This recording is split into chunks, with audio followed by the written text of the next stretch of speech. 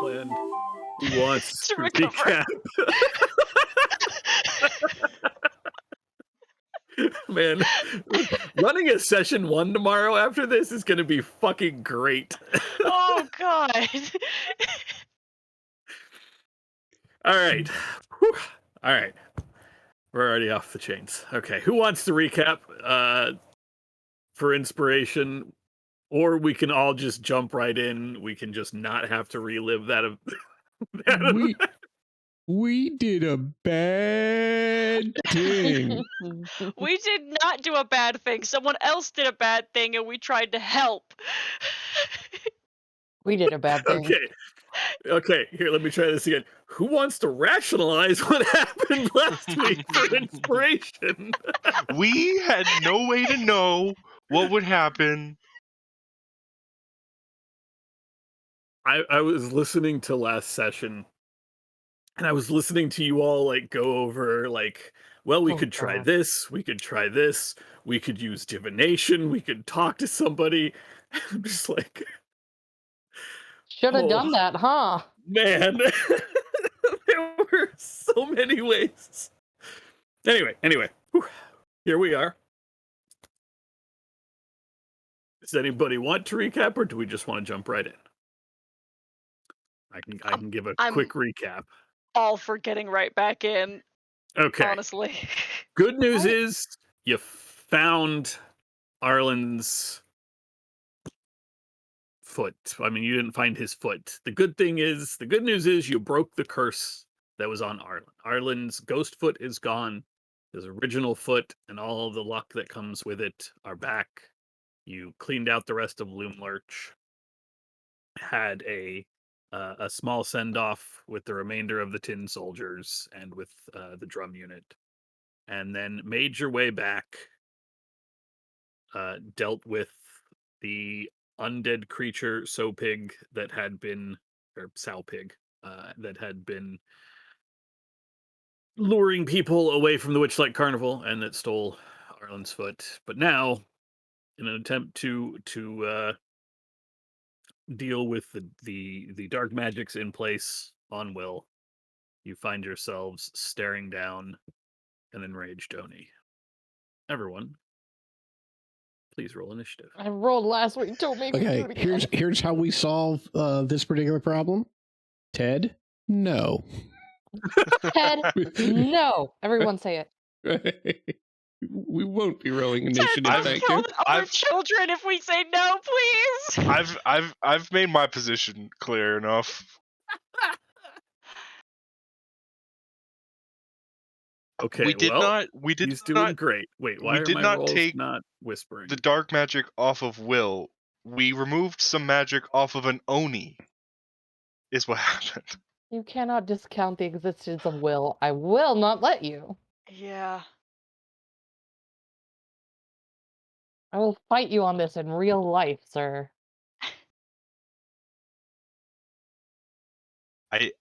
I don't mean I to do need to roll for it. discount the existence of Will. I just mean that like putting it back, I think, is the wrong thing to do. I will point out that we got into this mess by forcing our judgment over Will's free will. Right?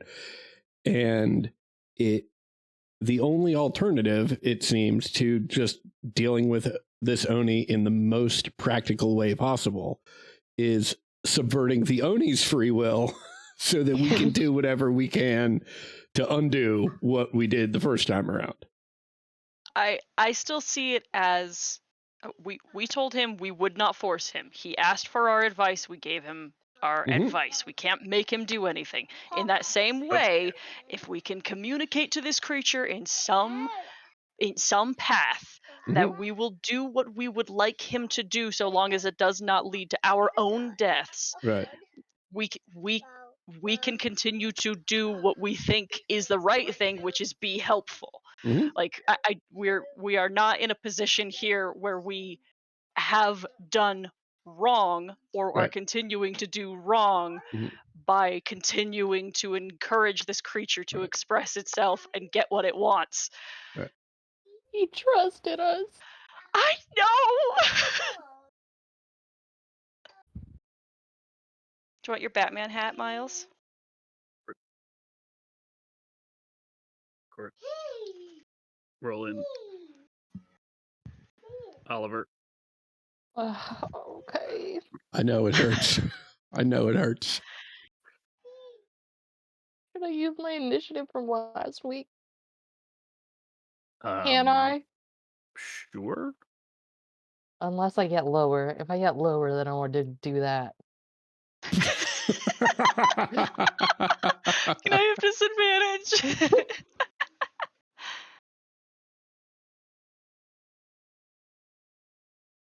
Yeah, one All second. right. Oh, that's right. Arlen, you are up.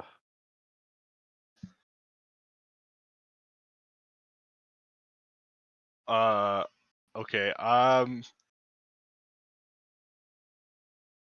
We've done a lot of talking outside of character, and I know that we can't really have done that. But okay, Mhm. okay, we need to think about this. Okay, stop. And I'm gonna cast polymorph and try to turn him into a beetle.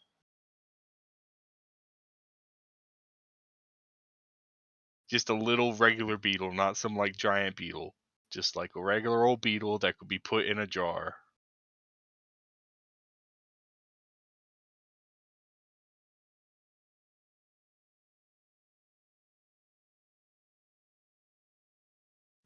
Wisdom saving throw.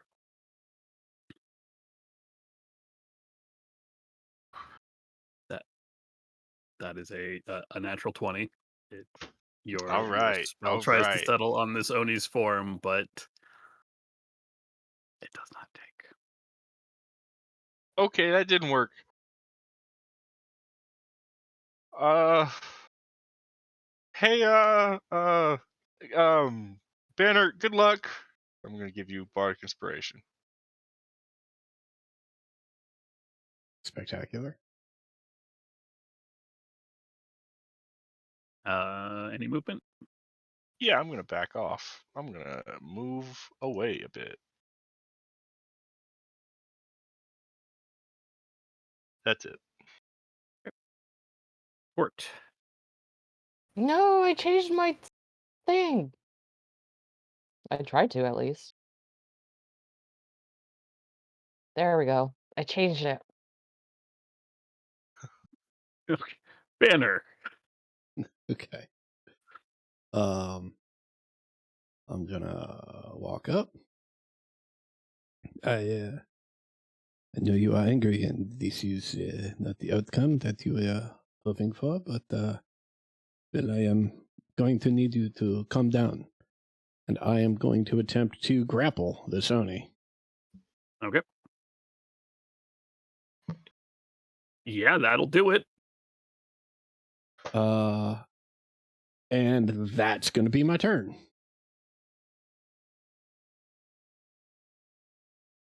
Now, Court. Okay. I am.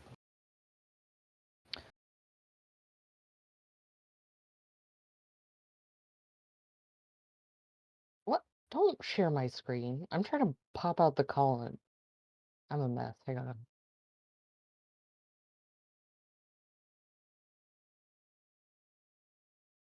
Okay. Um, Court is gonna yell Will's name. Um, dip his hands into his little pouch on his belt and pull out whatever he can and blow it towards the Oni. Okay. Um, Oh boy. Oh, fucking horrifying. okay, first off, let me. Because you can move this cube. I'm assuming you're keeping Banner out of it. Yes. I do not have fancy dancy templates, but I can just draw a square. So like that. Is that about Yeah. where you want it? Perfect. And my friends needs to make a wisdom saving throw.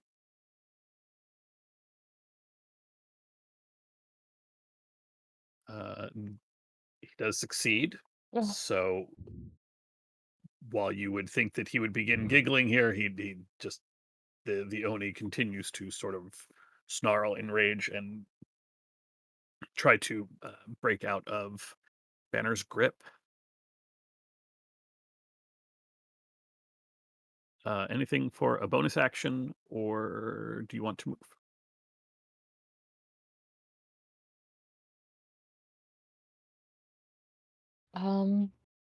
No, I think that's it.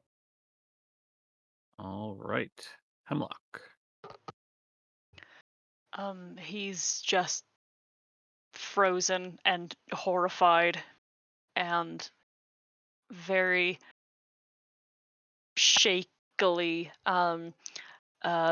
puts a hand to the helm um, and casts Detect Thoughts uh, and as a bonus action telepathically say, "We had no way of knowing. We will fix this if you want. Tell us what you want."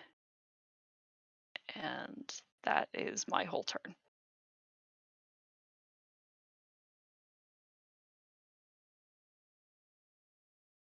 On the Oni's turn, hearing the name Will and you speaking into his mind, the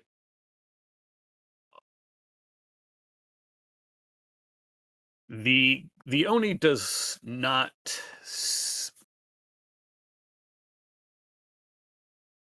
he does not calm, he does not settle at all. The rage that is in his face, and you can see the thoughts in his mind of the realization, one, that he had been turned into Will, that personality had sort of overridden who he is.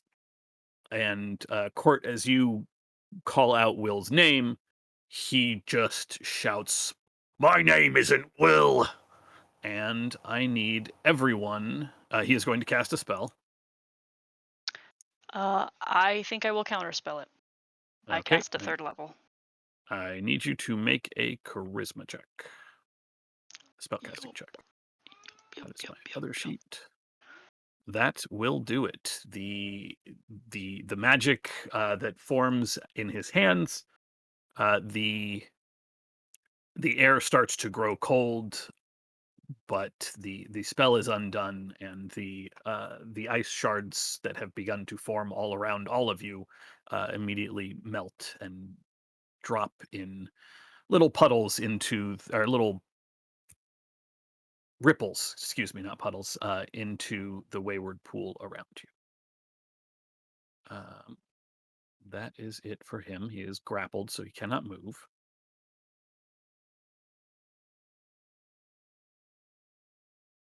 Arlen.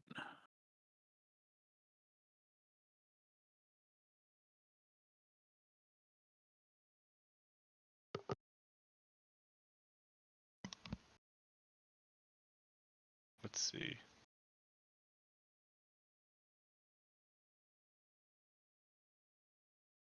Oh man, sorry. Okay. I am going to roll on my bardic stories table.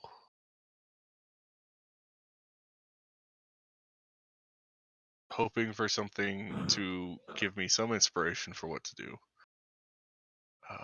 Let's see, that is a Tale of the Renowned Duelist. Or, let's see.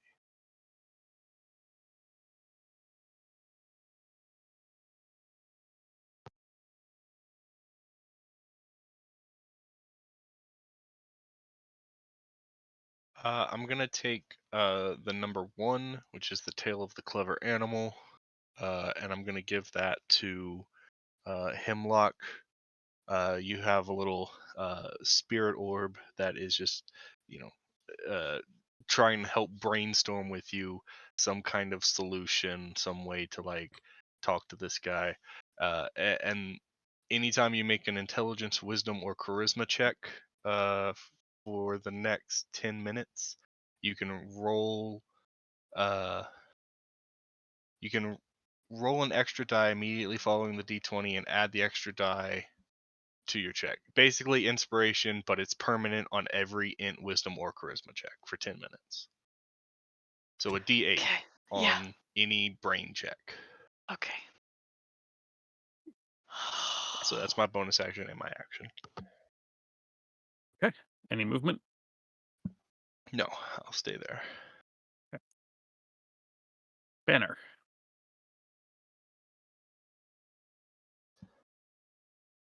Listen, I know you are upset, but I cannot allow you to inflict harm on my friends, and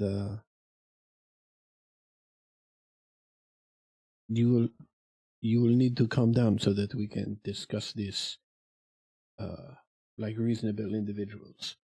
I am sorry that this is necessary, and I will start swinging away non-lethally.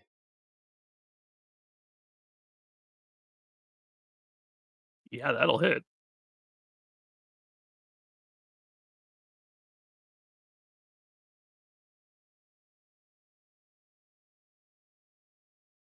That will not. That will. I'll use the bardic inspiration then.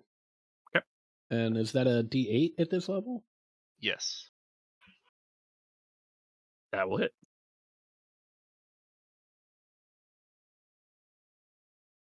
And that's my turn. Court. Can you describe for me a little bit more, like, oh, goodness.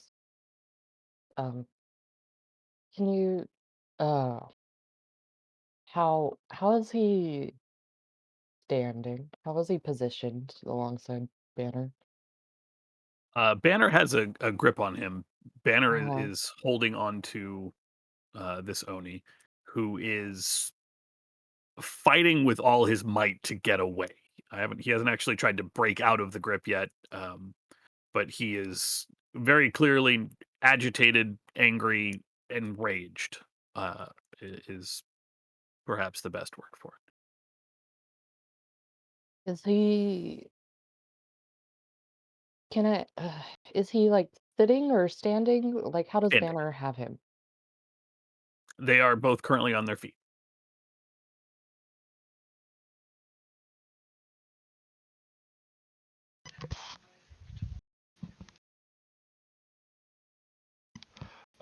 By the way, since I was reminded of this, at the start of your turn, if you're still Hmm. concentrating on Nathair's mischief, you can roll on that table again. Oh,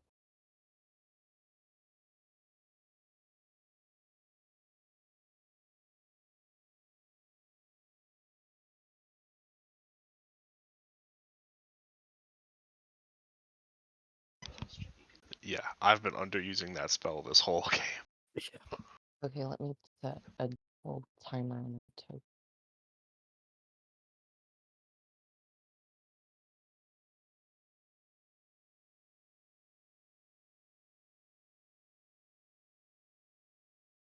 Oh,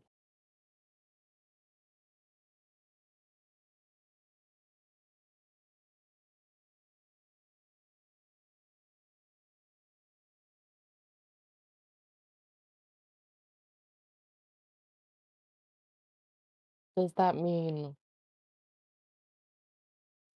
You roll a d4, and you does can the move the cube if you would like, up to 10 feet, and then you can roll a d4 to. does the Uh, Oni have to re-roll?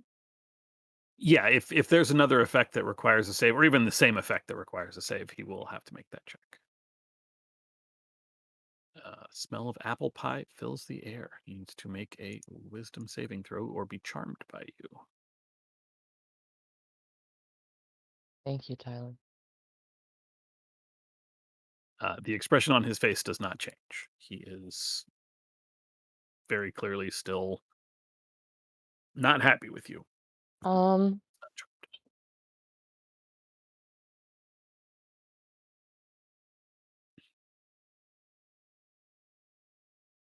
I want to move up here. I want to say we we don't want to hurt you. And then I want to say, Banner, help me pin him down.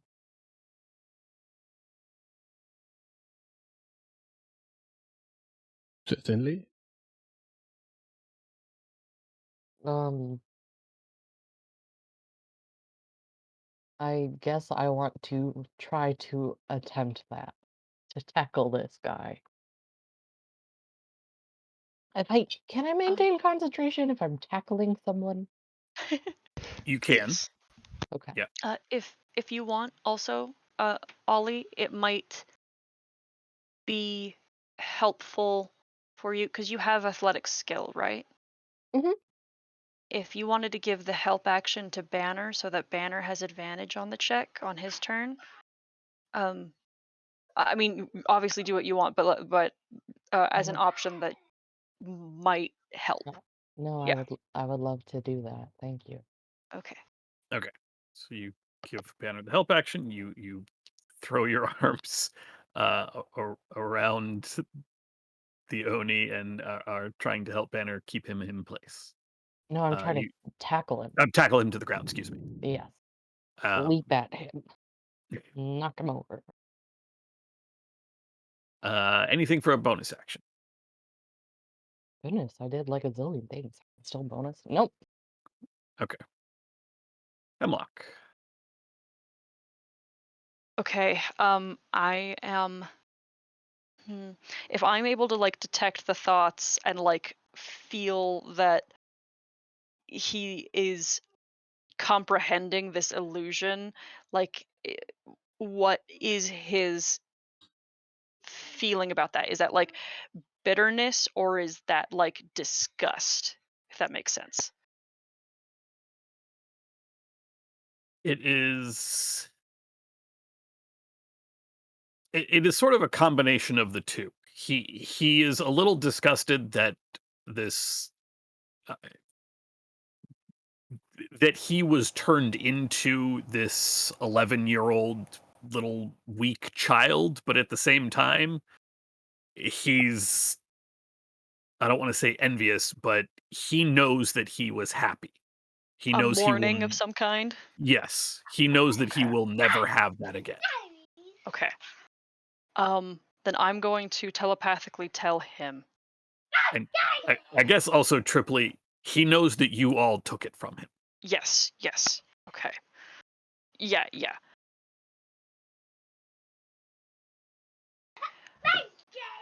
We can give that back and you will never see us again or know.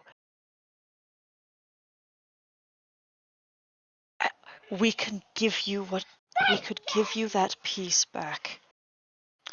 And it will be like you have never known us. We can give you what you want if you tell us what that is. We are so sorry for what we have done.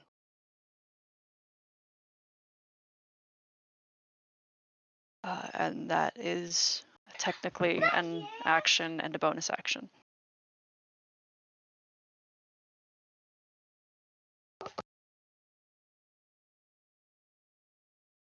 Um, are,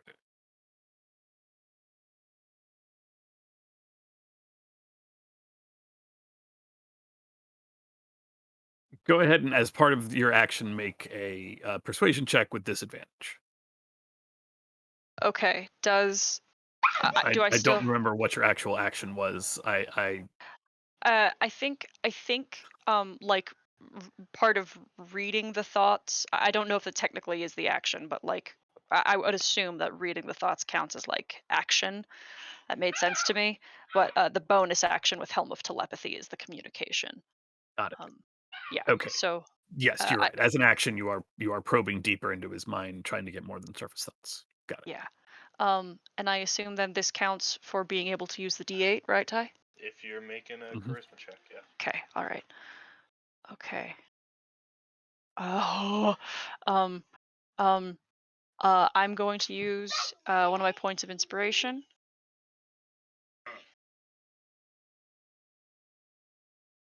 Okay, that's a 27. Well, no, it's a disadvantage, right? How do you want to do disadvantage here? Oh, geez.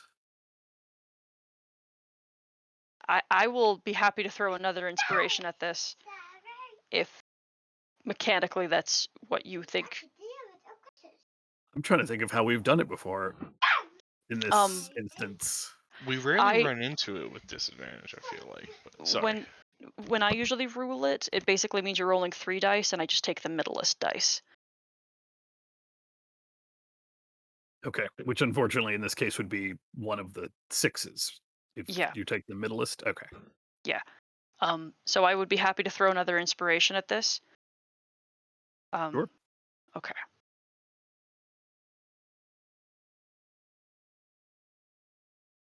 So would So that it's make still that at the 25? 25. Yeah. Yeah. Okay. That drains me. That's a no more inspiration.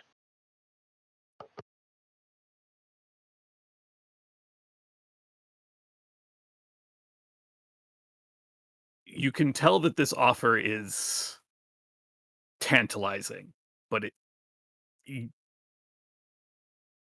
the rage that has consumed him right now, it's not quite enough to pull him down. He is, I don't want to say slowing, that's not the word I'm looking for. Subsiding? No. Just considering. Yes, like you can tell that he is hearing this, and he is um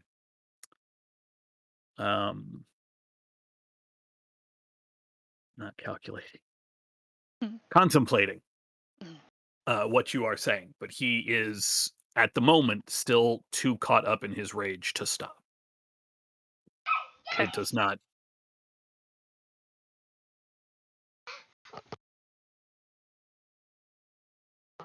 All right. Thank you. If That's my that turn. makes sense. Okay. Absolutely. Yes. Thank you very much.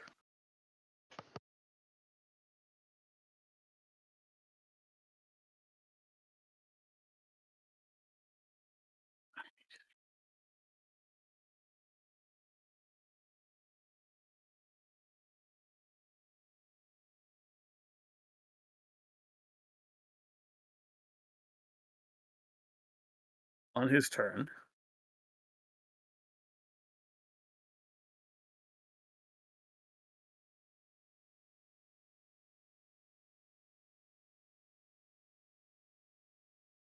on his turn.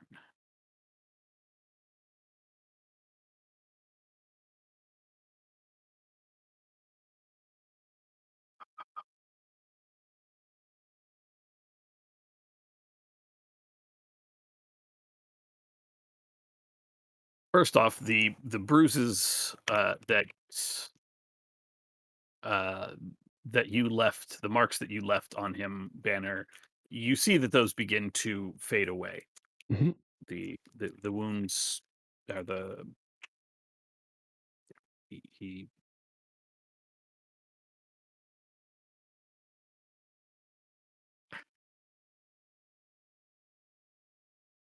he is still struggling against you, and once again goes to cast a spell, staring at staring past you and Court, just his eyes sort of boring into Hemlock. Um, he's casting a spell. Yeah. Hit me. Okay. We'll see if this does anything. He's actually targeting the 3 of you, not Arlen, who is too far away. But that is a really that is wow. That is some terrible dice. Banner, you feel the magic wash over you. It would not have affected you anyway. Mm. Court, you kind of get the urge to yawn, but that's about it. I did not get enough hit points on anybody to do anything with that. So that is his turn. I should probably just break out of this grapple next time. He tried. He definitely tried. Arlen, we're back to you. That spell off. Having heard Court and Banner trying to like pin him down, I'm going to cast use my guiding whispers to give guidance to Banner. and then also throw an inspiration at him. Okay. So you'll be able to add a D4 and a D8 along with your advantage. Any any movement? Nope. I'm good right here. Okay. Banner. So this is what we are going to do now. You are going to sit on the ground, and we are going to wait while the three smart individuals here figure out, my three smart friends figure out what it is we can do to restore you. And I will try and get this individual prone. Okay. Make an athletic. Right. This feels pointless. Make an Yeah, athletics this check feels with preloaded. advantage. Yeah. A D4. You don't have to use the D4 or the D8 yet, but hey, they're there. Yeah, that's a full minute to Yeah, hold that's on to true. that shit. Right now you have a 23. I'm going to use that D4. Okay. Okay. And I'm going to hold on to that D8. Yeah, you wrestle between the two of you. You wrestle this Oni to the ground. You'd think that this is a case of Court going low and Banner going high, but it's actually the opposite. You sort of sweep around behind his leg, and Court just flies full on into his chest, and he topples. I give Court a thumbs up. If you stay down, I won't throw any more punches. That's my turn. Court.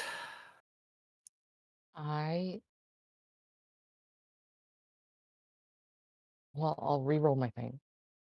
Okay. That is, hang on, let me populate it again for you.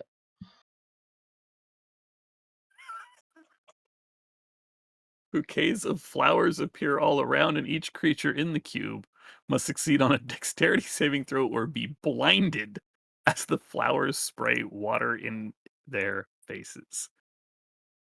Wow. Oh, no. That's a nat 1. Oh, he couldn't nat one the charm effect?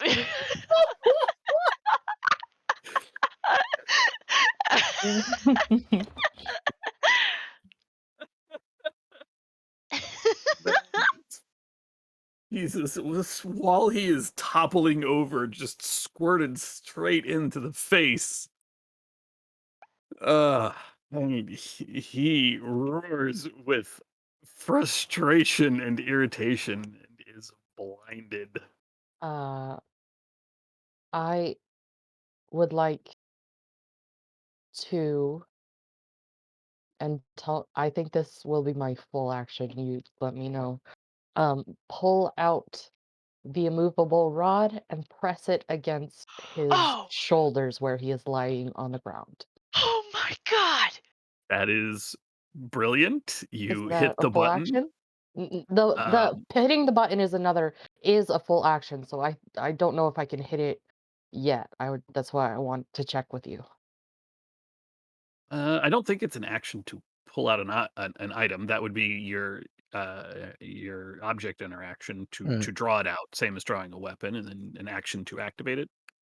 Okay. If you think that's fair, I just know that like since I want to wrestle it onto him against his shoulders where he is on the ground, um, like if that's a full action, but if whatever you think is fair.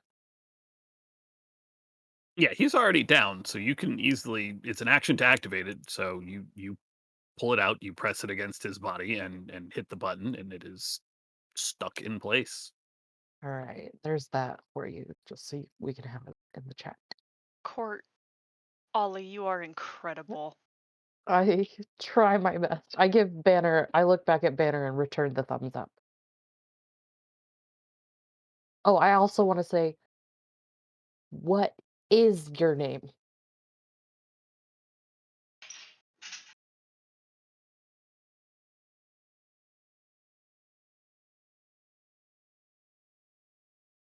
That's it for me. Okay. We are at Hemlock. I'm just gonna once again just keep talking to him and say, "Let us help you be what you want to be, and then you will never hear nor have to think of us ever again. I swear." Okay. Make me another persuasion check. Do I have disadvantage? Not at the not this one. Okay. It's just straight. You do Oh, get the You D8 you do again. get the D8. yep.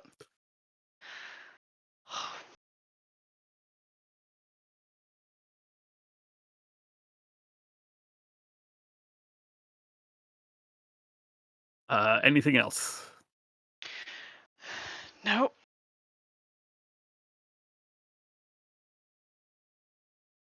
Blind and stuck underneath an immovable rod.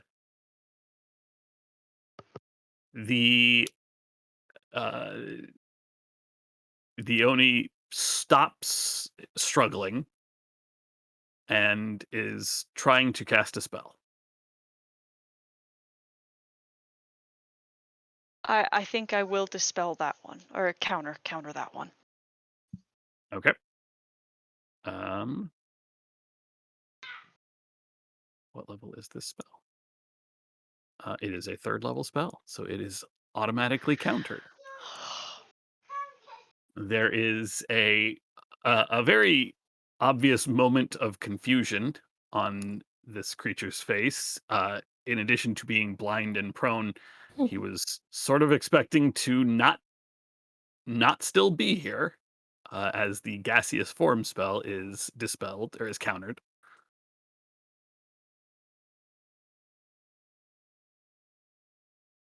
Um, that is his action. He has no bonus action.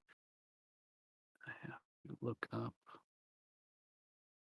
one thing because I have forgotten. You ask his name, Court, and through gritted teeth, it just says Mugen. Man, I almost got him away. All right, Thank you. Arlen. Sorry.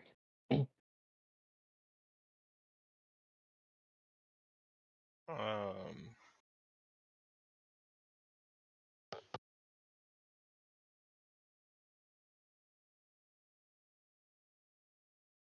I don't.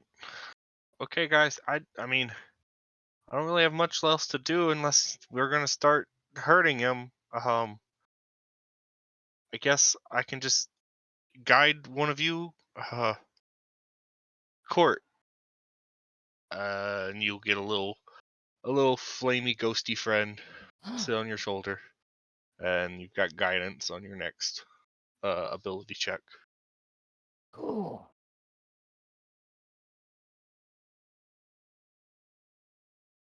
And that's it for me. Banner.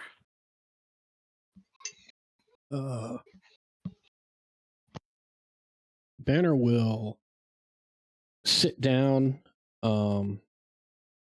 cross-legged in front of him, similar to the way y'all have seen him sit on his big crate, and he'll just say, Mugen, it is a pleasure to meet you, although certainly we all wish the circumstances were better, but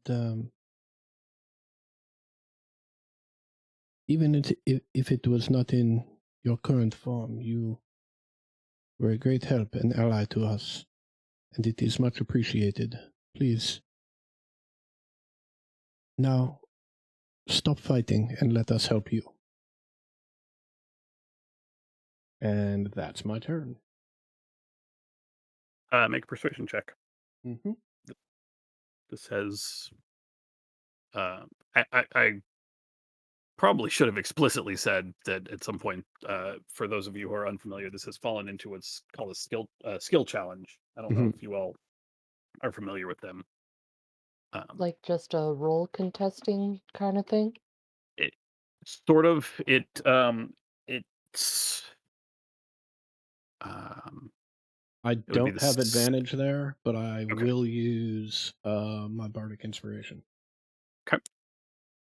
24.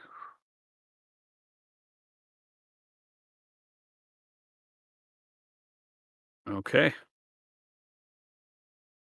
Anything else for you? That's it. Oh, also, I am Nope. prone.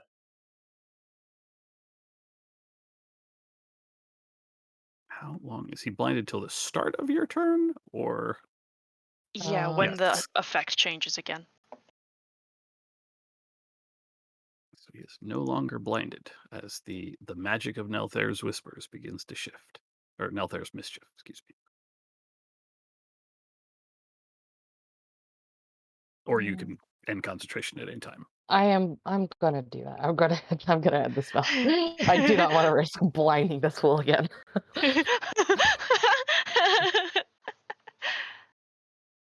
Um, and from where I am perched on this Oni, looking, I want to look him in the face and say, Mugen, I'm so, so sorry. You're not doomed. I don't want to hurt you. Please. That's You can also make me a persuasion check. and I have a D4 I can add after. Is that Correct. it? All right. Well, okay.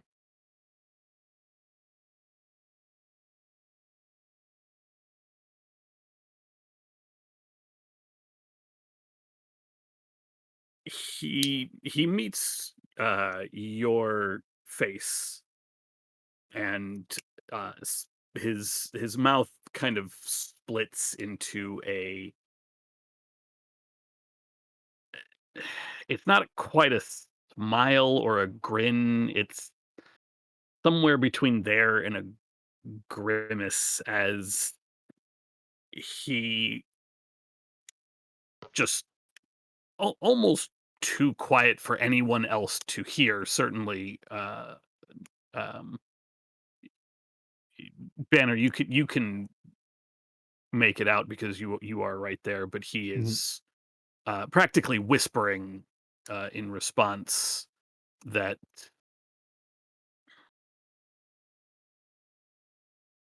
um, I know the things I have done. I know what I had. There is no help. Hemlock. Because I'm I'm sorry, Oliver. reading Did you have a bonus action or anything you wanted to do? Nope. Okay. because I'm reading his thoughts, do I detect any like despair with that sentiment? I know I'm not close enough to hear it, but You don't hear what he says, but the images that go through his mind is him with many of the children, but not him as Will, him as Mugen, bringing them to Nightshade without any remorse whatsoever, locking irons around their little ankles, seating them at some of the workbenches, and I mean, standing over them while they work to terrify them. and what's the feeling associated with that? There isn't really a there isn't one, is what it comes down to. This is just almost a memory. He Mhm. is remembering the things that he has done, and there is no remorse associated with it, but there is Mhm. also no glee. Like, this isn't a thing that makes him happy to remember. Mhm. Um,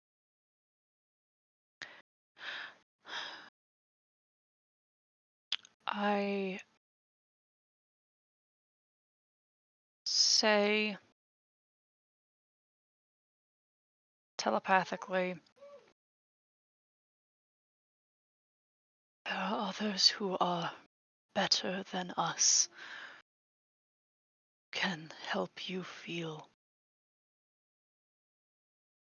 the way you want most to feel.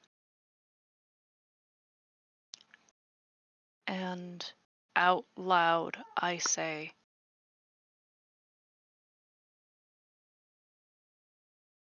you would never have to cast a thought to us ever again if you so chose.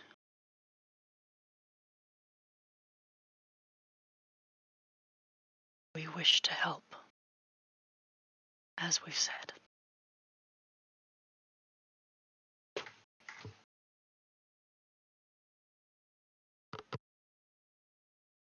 Sorry, make me another persuasion check.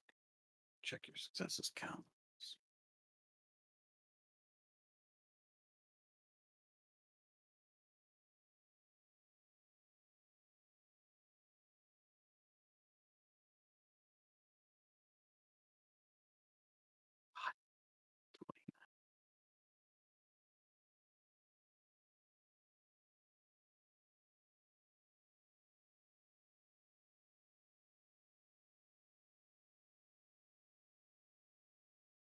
He stops thrashing.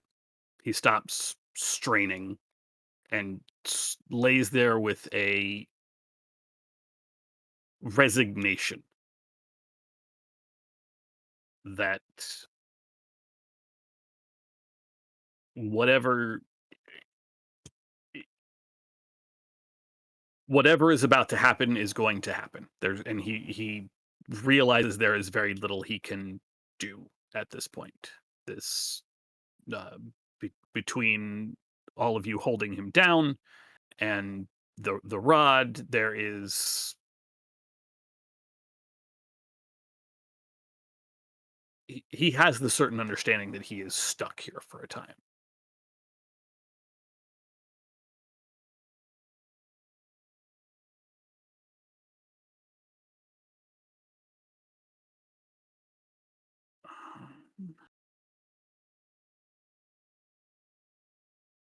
I will leave the initiative tracker up in case we have to fall back into initiative.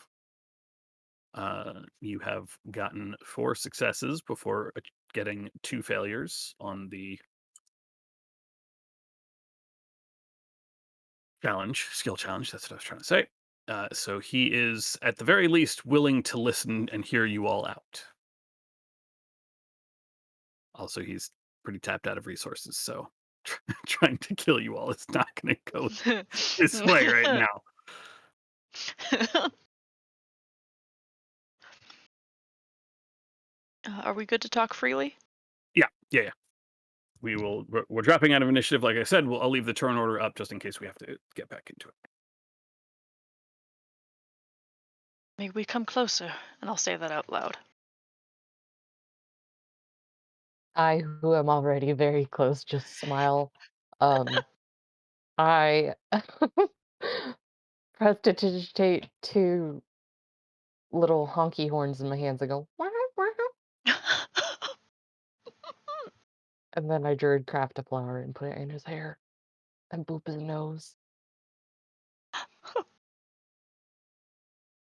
What are his thoughts when that happens?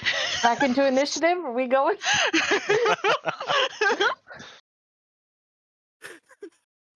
No, I mean, he does feel irritation, and there is that sense of like, I'm a fucking powerful ogre. Like, who the fuck are you to boot my nose? I'll well, I'm not going to do shit because I'm stuck here on the ground, but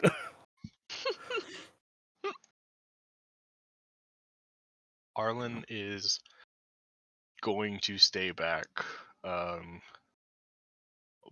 Keep in the mind, Arlen is feeling very distraught as kind of like he was leading the like drive to do this in the first place, and does not trust himself to be a part of this conversation, and is just going to continue summoning the wisdom spirits to help his friends come to a conclusion.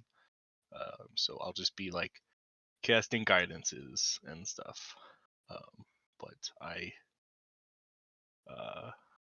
Arlen doesn't feel like he should get to make any decisions. Okay.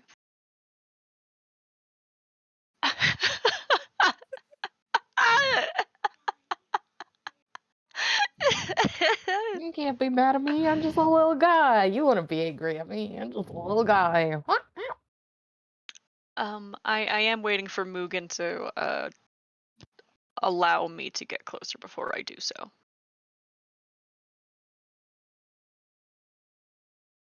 Sorry.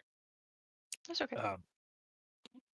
Yeah, from his position on the ground, he just kind of grunts, "I can't stop you." Okay. I'm gonna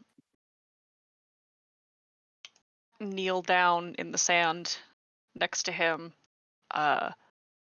and wipe my eyes and say, I thought I knew how twisted a place like this could become, but I had no idea that someone could abuse someone as they have done to you. And I am responsible for what has happened now, and I think I know how to make it right. And how is that?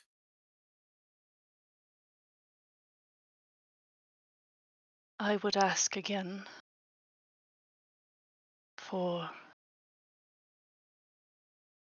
you to consider what it is that you want.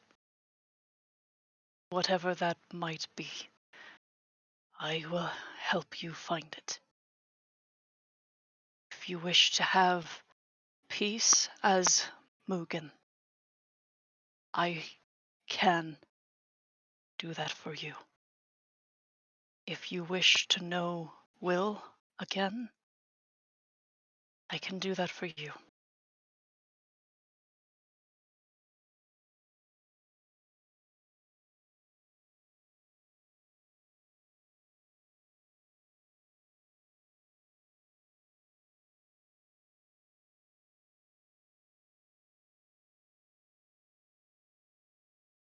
Cannot go back to being that child.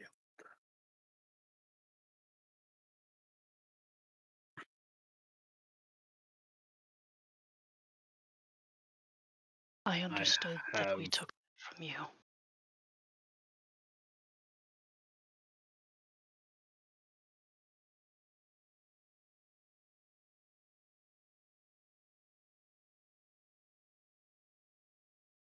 I have no reason to stay in this place anymore. You have slain the one who brought me here. You have slain one of the two that changed me. Do you want to help us slay the second one? Court moved on to. He is like sitting like cross-legged on Mugen's chest and has moved on to juggling colorful little balls.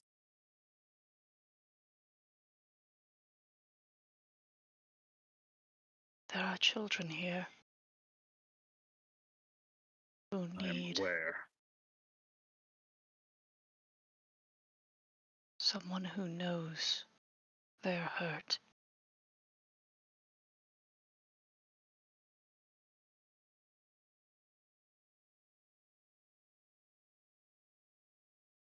And you think that's me?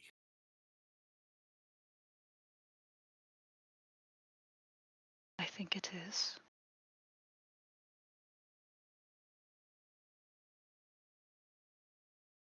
I brought many of them here. Those who were not lured through the mirror were taken. But you've also liberated them. I did nothing.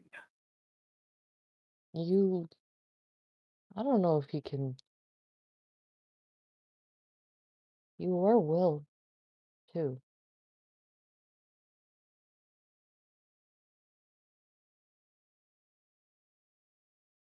You should not forsake happiness, even if it was a construct. Do not have to remake that construct to have peace for you here. Do Oh, do sorry, you go ahead. do you recall being happy?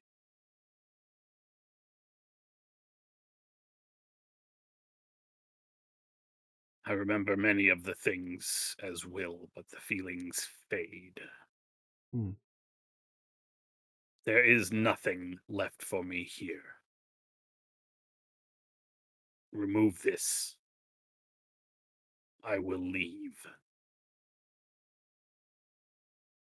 While revenge against the other that cursed me seems enticing. I have no illusions how that confrontation will go. Revenge can be saved for another time. Where will you go?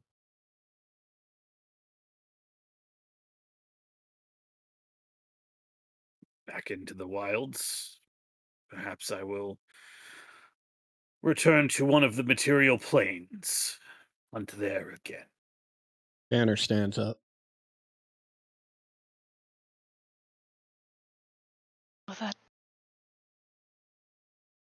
Will that bring you solace?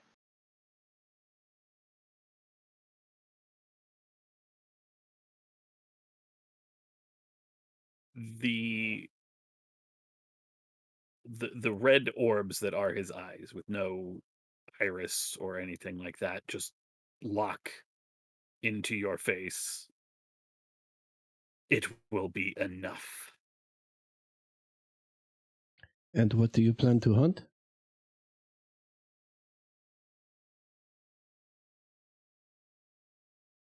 He not really grins, but just sort of bares his teeth, but says nothing. What does he Well, think? Basically, along the lines of whatever I want. Hmm. you interested in multiple options? Do you have any hobbies? Talents, skills?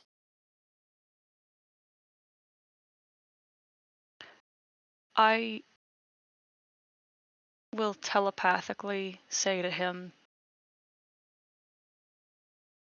"We have slain hags for the harm they have brought to others. You may choose your path, but choose wisely."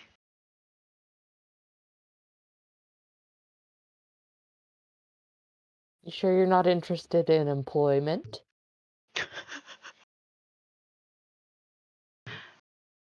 I bounce a ball off his forehead. Oh God. Tell me.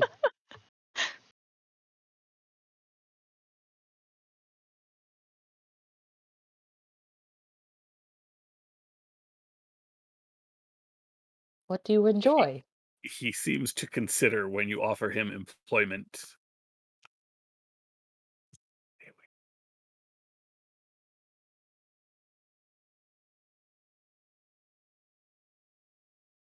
There is nothing that you can offer me to stay here with you. Oh, I never said here.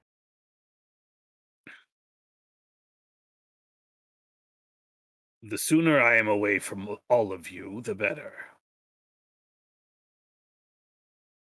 You Mugen, may I am sorry, release. but I cannot allow you to leave and go hunt in other places like you hunted for children here.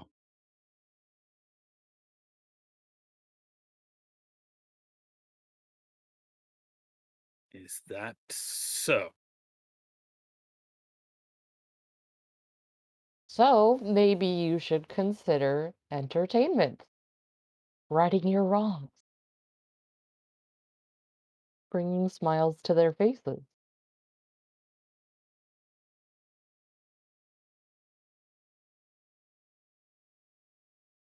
He's like grinning at him and he's making little illusory balloon animals with prestidigitation. He just stares at you, Court. He does not answer, and he just it's it's just on the verge of a glare, just like if I could just get up. And even though you are very like within grabbing range, because he does have like his arms are not pinned Mm-hmm. by this rod. Mm-hmm.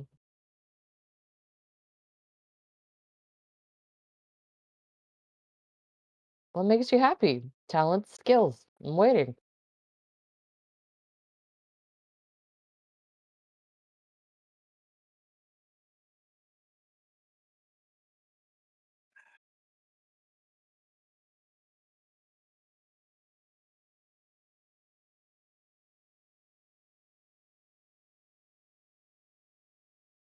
I am a hunter.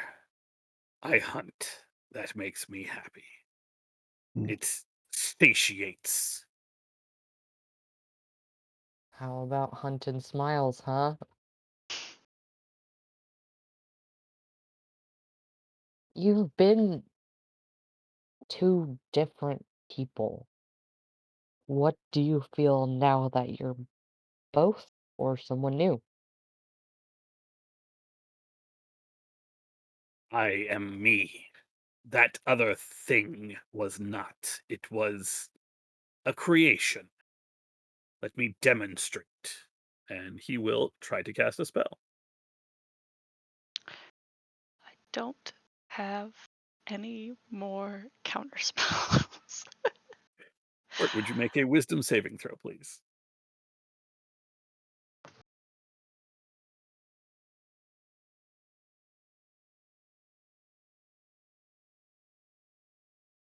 Oh, fuck. Hey, re-roll that, please. What? Just re-roll that. Hell yeah.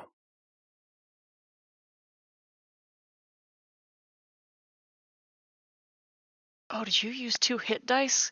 Oh, Christ almighty. Well, Re-roll it again.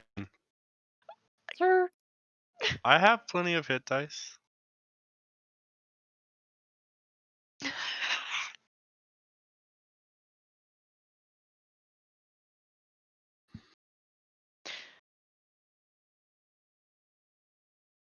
Oh, that is the other thing to remember. When spending bardic inspiration dice, you add 1 to the results because of fortuitous flight.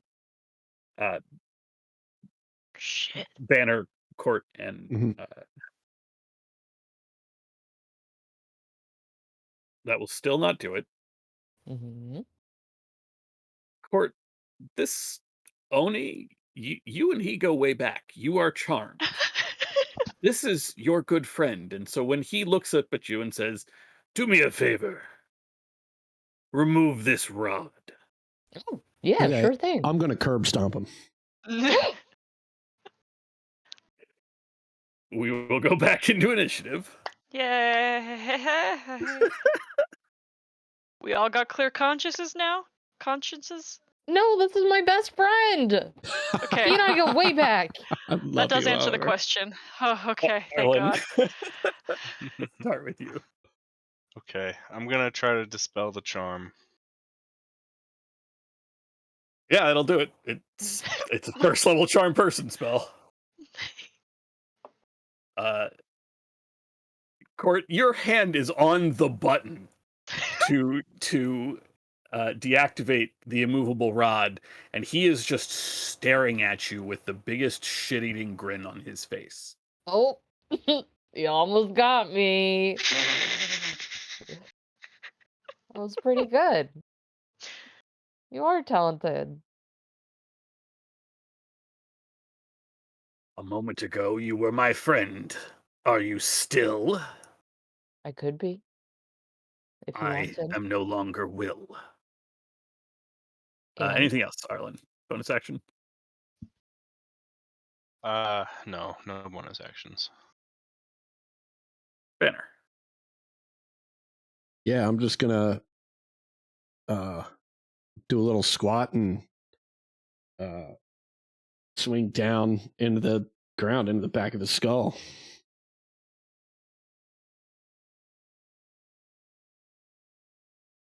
That will hit. Do you still have him? You're not grappled anymore, correct? I'm not You, grappled currently, but having now hit twice, I will use my bonus action to just grab a leg and try and grapple him. athletics check. I don't think that's an advantage. I'm not sure how that works with prone. Does not Yeah. help you for grapple, but you do grapple him. Gotcha.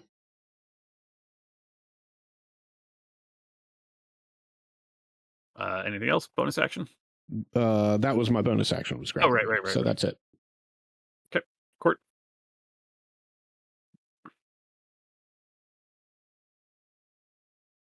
no, you're not Will anymore.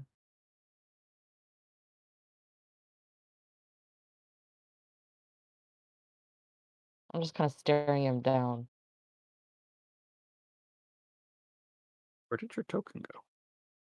I put it on him. Oh, there we go.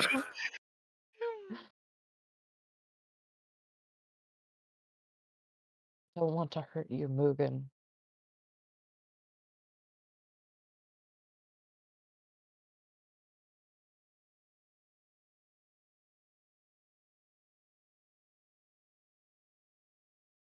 Are you taking an action? No. That is it. Okay. Hemlock. I can't believe As he stands, his physical form melts and the spectral body begins to float as I take on my form of dread and say, as I have said, we have slain those who have done harm to the people of this world. You shall do no more here. And I am going to hold an action for Eldritch Blast if he continues to be a pain in our ass and tries to hurt one of my friends. Okay.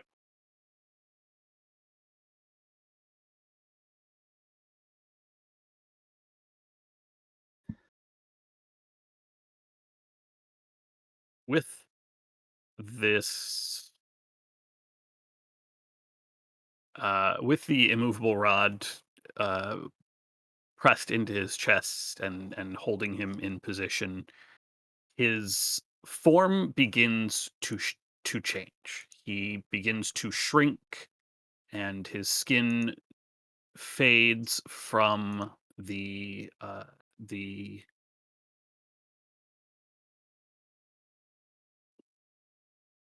from the blue and the thick lumpy blue his to a far lighter color, to a more humanoid tone. His long straight kind of flat white hair begins to darken and turn, and in a moment, sorry, I'm just moving his token out so that I can do. Sitting underneath you, Court, shrunken down from the large giant into the. I have to check if he's considered medium. Okay. Into the medium-sized boy, Will of the Feywild, that you have met, that you traveled with, and not really fought beside, but assisted in the rescue of the children of Loomlurch. Suddenly, Will is staring up at you from the ground, and he begins to beg and plead with you. Detect thoughts? Oh, this is definitely still Mugen. Yeah, okay. I Is just it wanted to be sure. is is his actual form changed? Yes, his actual form has changed. This is the change shape ability of an Oni. He has turned himself into Will, and in Will's voice, looks up at you from the ground and just begins to beg, Can I deem this as not hurt him. psychological harm for the sake of activating my held action? Absolutely. Okay, I will do that as soon as I feed my son a cookie. Hold on. Cookie, cookie. Cookie, cookie, cookie. You, Court, you hear him basically begging, please don't hurt me, let me go. You know, all of the things that a normal child in this situation would be screaming and crying. Am I at disadvantage by proximity, prone, Um, what have you? What do I? you don't suffer the disadvantage because I think it's a straight roll Okay. because he is prone, but you are within 5 feet of him, so those offset. Oh my god. Yeah, that'll do it. Those will both do it. Hold on. Something's not right. Oh, it's got hex on. Oh, it It's also this. isn't adding my agonizing blast either. So, Okay. that is 24 points of force damage. I'll take hex off. Okay. I don't suppose that breaks this shape, does it? It does not. Okay. This is not polymorph. This is not a spell. This is not concentration or anything like that. This is just Oni's change shape. Yeah, yeah.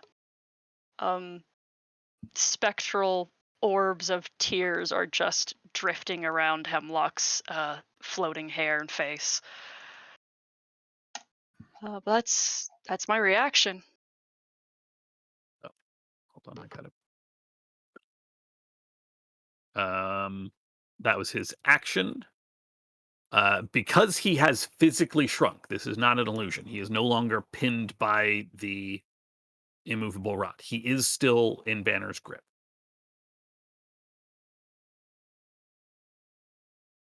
The rod still floats about 4 or 5 inches above.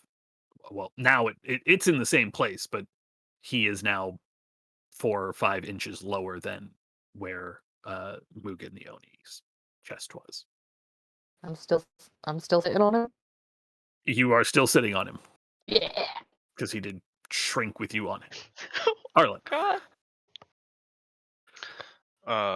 Arlen raises the lantern, and the light glows much more brightly, casting a light over the group of you, and then a shadow, a silhouette of a roughly humanoid form, like moves through the light and like disappears into this form of Will. And I'm casting Dissonant Whispers. That is a wisdom saving throw. Cool.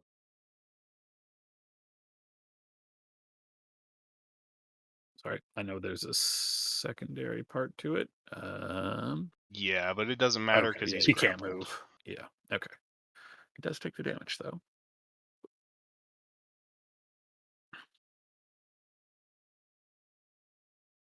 Okay. Bonus action. No bonus action. But I will move up a little bit.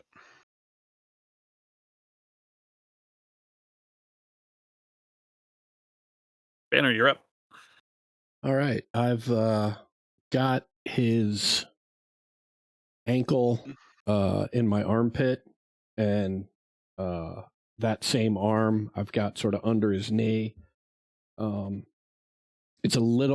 It becomes a little more uncomfortable as his form shrinks, and Court is still sitting on his chest, so I take a step forward and squat even lower, and just over Court's shoulder right into Mugen's shape-changed face come two big fists. Oh, actually, before I start, for my unarmed fighter fighting style, takes a point of damage, and then come two fists.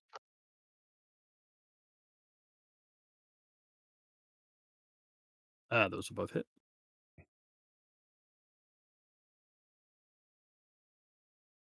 So 24 damage.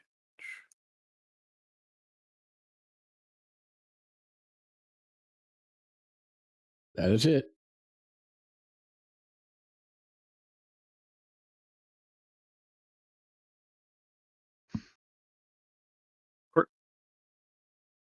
Um, the whole time, like as he shrinks down and he's bleeding,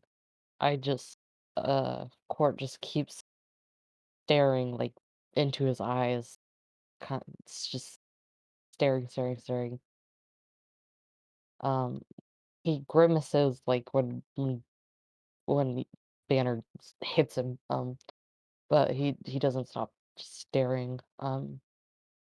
He'll reach forward and click the button on the immovable rod, so he's just holding it. And it's no longer floating. And he'll like shake his head and he'll just be like,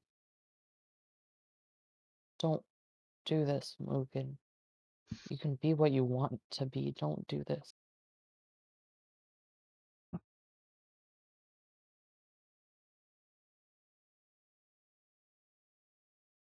That's my turn. Hemlock.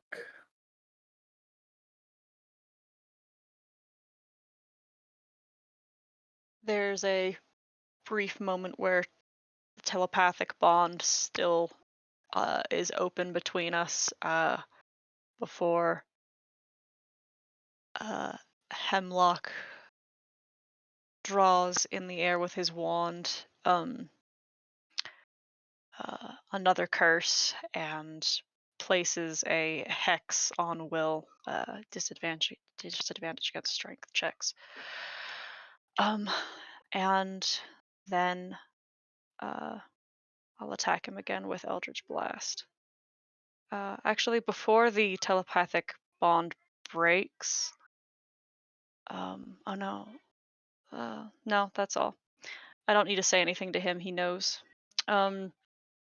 I'll let's see. Oh my god. Wow. Uh, uh, okay. Um, so I'm going to, with my new feature, Grave Touched, turn this attack into full necrotic damage. So, it'll be that, And plus another another D10. 2d10. Would it be 1 or 2? It would be 2, right? Because it's a crit. It just says 1 additional, so I'll leave that up to you whether or not you say. Well, yeah, this would be before the crit, right? If you Uh-huh. hadn't crit, you'd be rolling 2d10 for that particular blast. But Uh-huh. because it is a crit, it would add two dice. Okay. So that's a total of 20, no. 21 points of necrotic damage. Yep. And then my second attack. I don't think that hits though. No. Okay. Yep, that's it.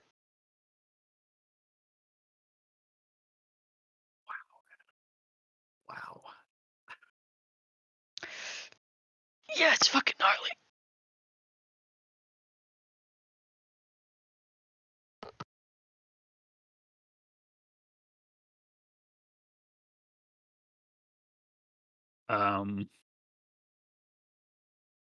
You are no longer concentrating on detect thoughts. You are no longer speaking telepathically. That much damage. Yeah, that's all correct. Once it became apparent that he has no remorse for what he wants, and what he wants is to bring harm to us and others, then decision has been made. Just checking one thing.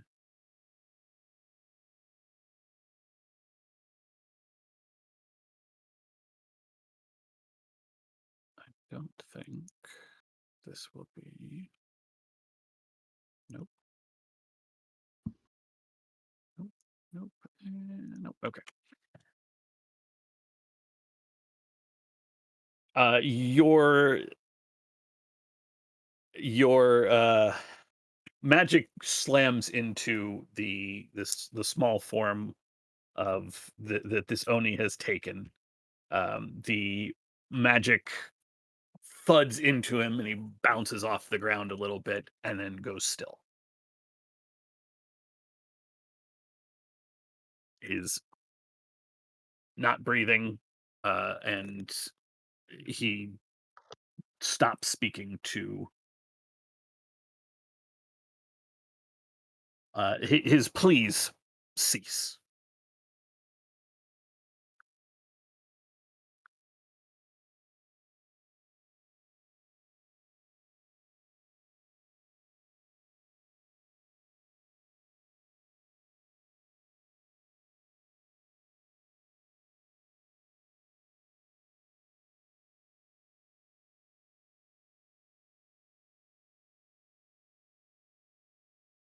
Unless anyone has anything they would like to do. The only thing Banner's doing at this point, having seen the effects of his punches fade pretty quickly, Banner's going to maintain the grapple. Okay, and those actually, it's less apparent on Will. It's certainly harder to tell on air quotes Will than it was on on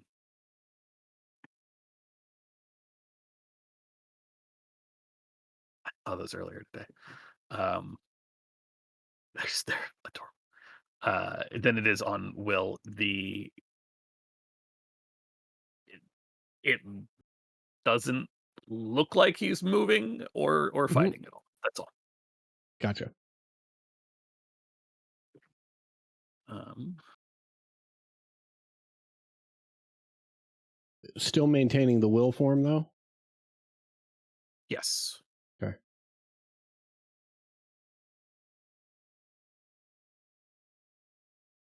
And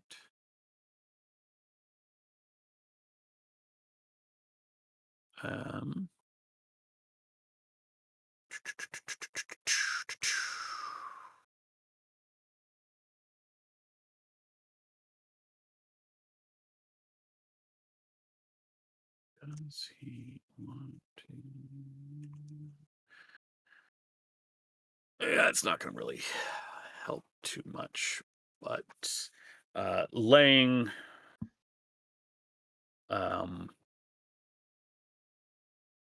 on the ground, he doesn't try to fight.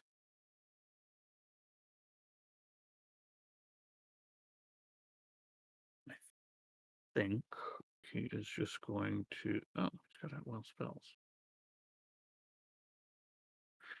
Okay, take that all back.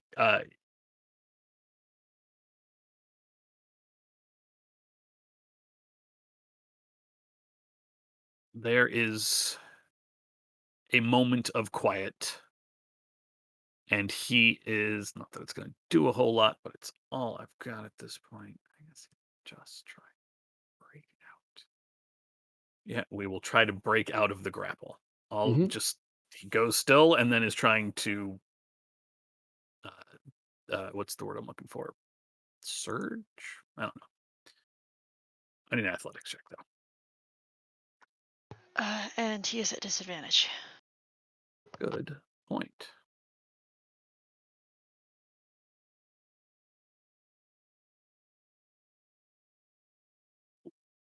All of a sudden, he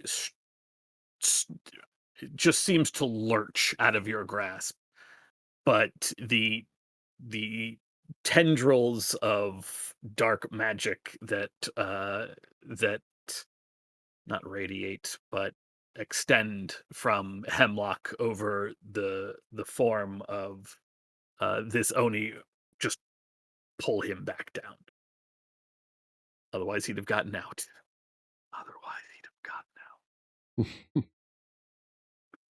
And that is it for him. So we come back around to Arlen.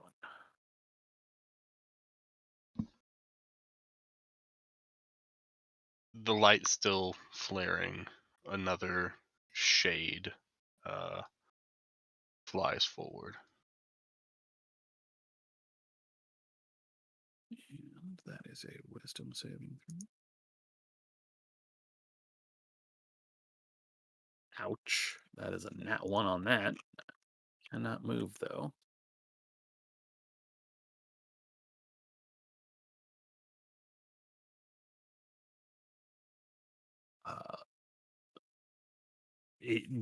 Will just begins tossing his head side to side, trying to keep this shade from wrapping its fingers into his mind. Anything else? That's it. Arlen has a very still face. Like he's distraught, but he is steeling himself for now, until this ordeal has passed.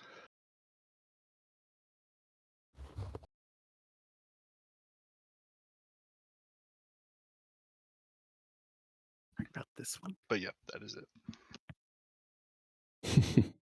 Is that the one you're talking about, Max? Almost. It's the guy who's got both hands above his head and he's like looking up at his hands and yelling. Wait, But hang on. Let me this see still if I have captures it. the same feeling. Let me see if I have it. I don't know which one you mean. Maybe it wasn't Ted, but No, I don't Is think. it a variation of this dude? yeah, I've yeah. got quite a few of this man. It's like this, but without all of the fuzzy. I feel like Not it quite as enhances well the... baked. Yeah.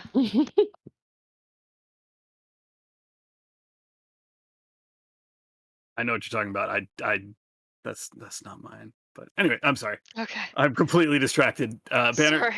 if you are done, Banner, it is your turn. No worries. Just to check on something.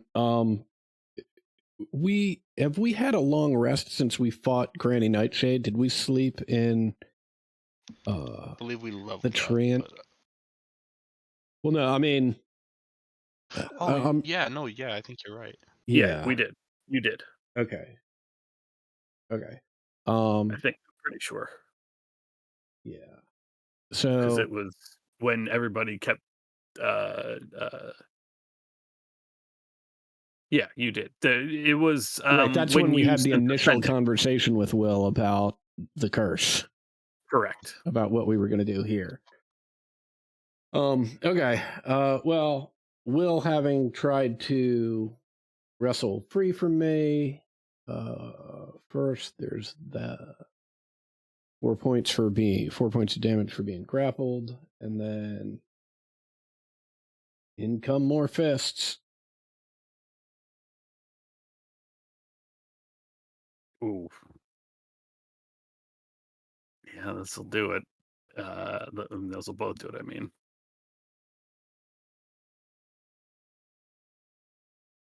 And is he still wriggling after that?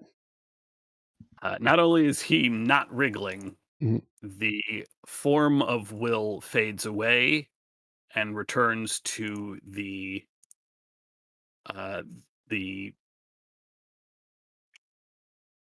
dark skinned or the blue skinned, white haired, horned uh, giant creature who stares up at you all and looks as though he's about to speak, but just coughs and goes still.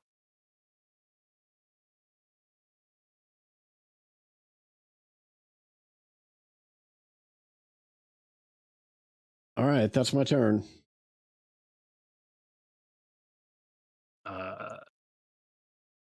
I guess that that does. This would be when you would decide if you are killing him or leaving him unconscious. You have dropped him to 0 hit points with a melee attack. You have the Oh, I'm choice. killing him. Okay.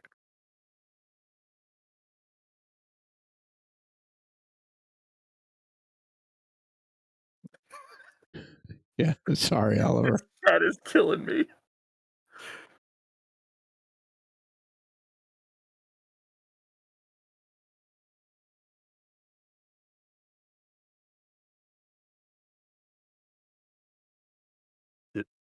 This is the sentence I read that was like, oh man, there's really no way that this ends well.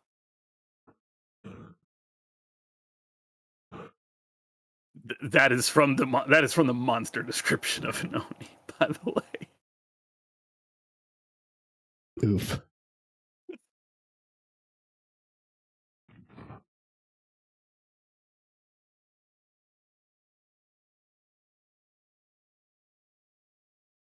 A heavy silence hangs over the air. There are no bird calls, no insects chirping, other than your own breathing and, well, the breathing of two of you, and the rolling of the waves on the shore from the wayward pool. Nothing seems to move or make a sound. Even the stars and the light in the sky seems to dim momentarily, to not break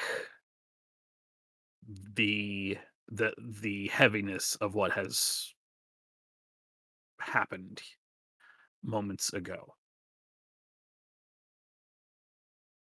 Mugen the Oni lies on the shores. The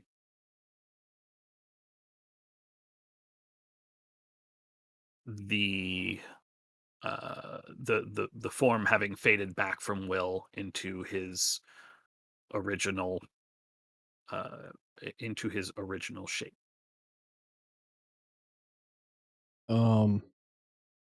Banner's gonna search his pockets, pouches, but whatever he's got, for any possessions that he can identify as having been in possession of this creature when it was in Will's form.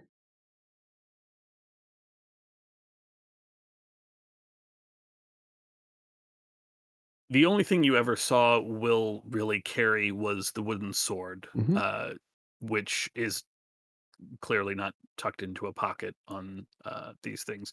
You do remember that Will came out here basically with nothing. Right.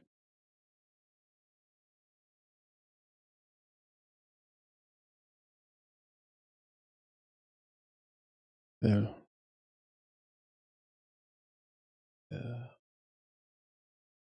I know that this is very sad for all of us, but we have more sad tasks to accomplish. We must explain what has happened to the getaway gang. As very, very slowly, Hemlock returns to the physical space. He says, we can't tell them this. We can't tell them that their hero was their captor. We must tell them this. What I don't understand. What do you mean we cannot tell them? They're children. They deserve to know their friend as their friend.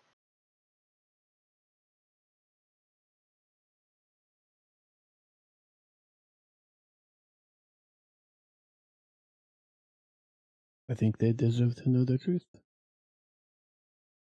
Both things can be true.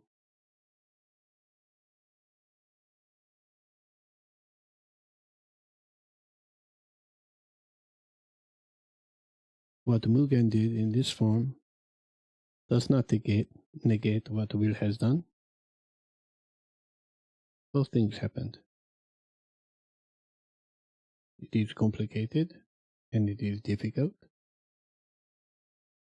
But this is life. Better they know than to live in a fantasy.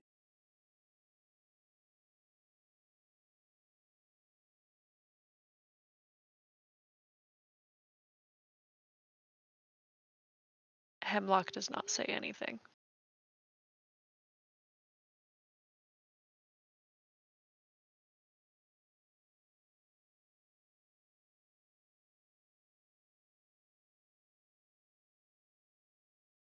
Banner turns to Court and Arlen and says, I will not act unilaterally, but you believe you now know my position. Do you have a preference or questions? There's always a way to tell a story that doesn't hurt people. I think you're right that they should know and that we shouldn't lie, but I don't think that it's necessary to hurt them in the process. They will be hurt that their friend is gone, but we've done enough hurting today.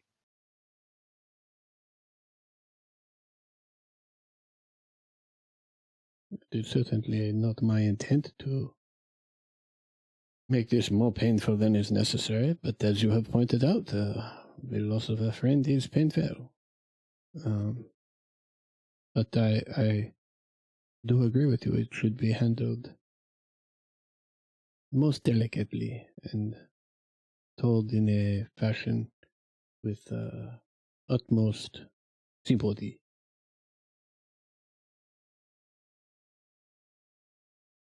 If only we had an expert storyteller with us. Banner tips his face at Arlen.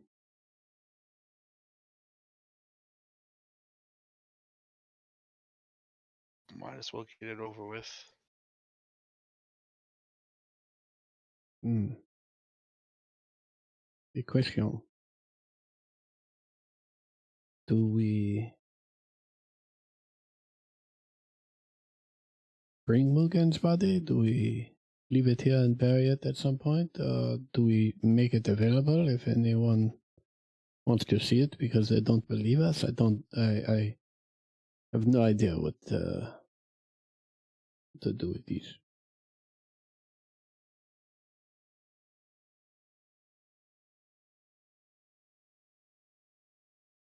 I'll take care of it.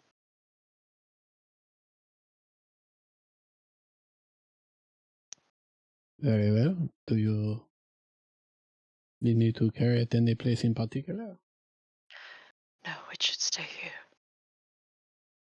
Very well. Banner drops the body.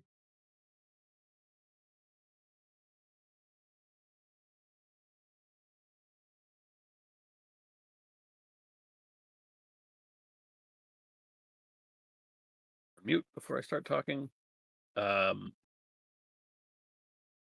This seems like a solid point to take a break. Be back in 15 minutes. Yep. I have a request. I'd very much like to power through this, Oh, if that's all right. If everyone yeah. else is okay with that. Yeah. Yeah.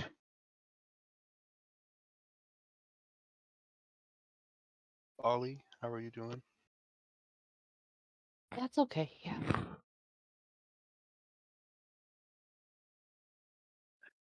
The three of you return to Little Oak.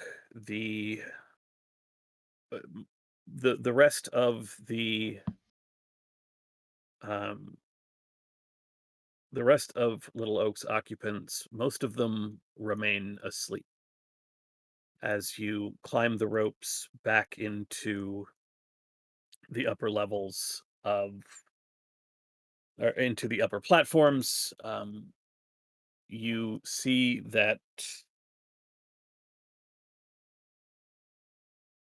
what is his name? Elkhorn is sitting up. He is uh, in the middle of the couch where he was before, with the um, the the halfling twins to either side of him, and he is awake and watches you climb through. Zener, the half orc child, is also uh, stirring. She is seated at the table where the map had been placed, and as the three of you sort of climb into the air quotes living room of Little Oak's uh, uh, platforms, Elkhorn gets up and uh, comes to meet you at the as you step onto the platform.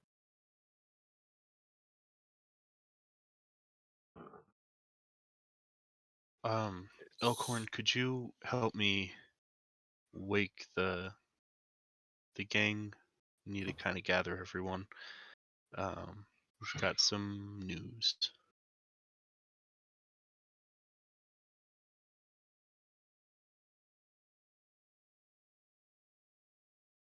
Is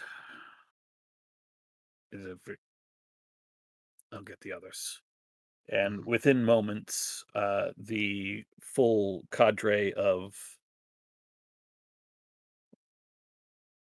escapees is seated around the various benches and tables and couch and pillows of the main room of uh, Little Oak, of the treehouse, staring up at you expectantly. Sorry to wake all of you up, but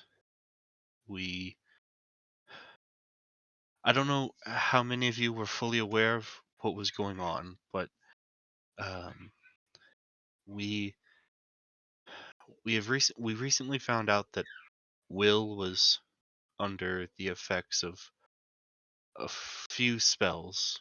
The nature led us to believe it was put on him by one or more of the hags of you know.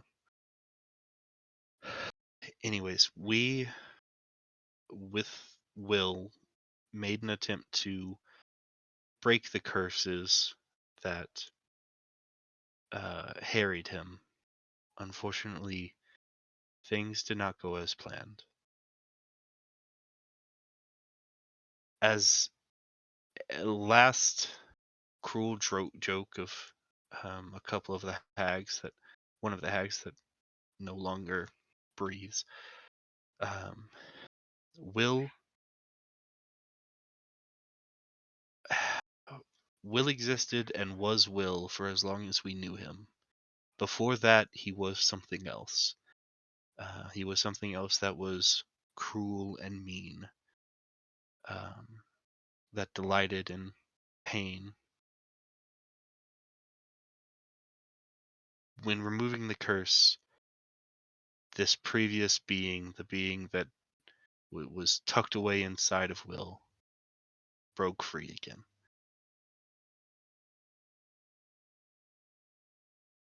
We tried to talk to him, but it was very clear that this monster, had no intentions of carrying on with the, jovial, happy-go-lucky life that Will of the Feywilds led.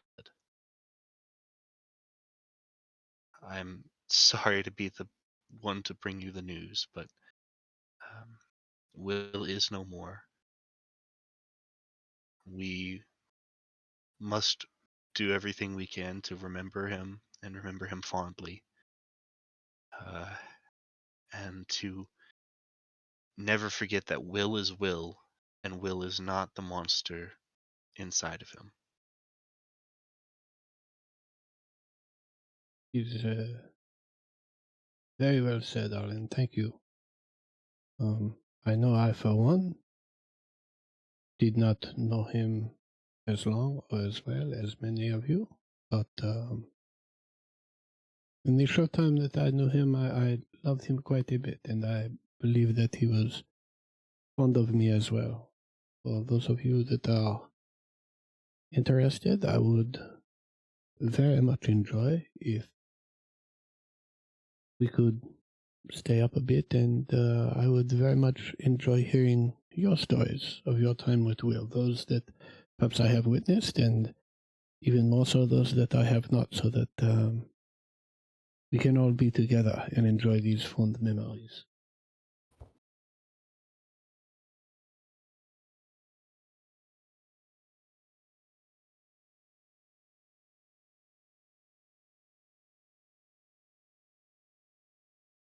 The reactions run the gamut from a number of children who simply disbelieve. They just can't process, and they go off into some of the other rooms. Sloane and Zener, the two that had been with Will when you met him, seem shell shocked. The others, I mean, they just, there are a number of other reactions, but none seem ready or able to take you up on that. Elkhorn,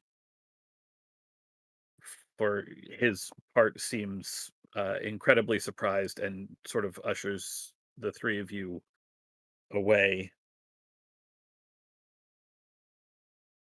I don't know what it is that happened out there, but you've said other business with the other hags. I'll stay here until I get some sign that everything is okay. I will keep them safe. You don't have to worry. I will make sure nothing happens to them. If you find other members of Valor's Call,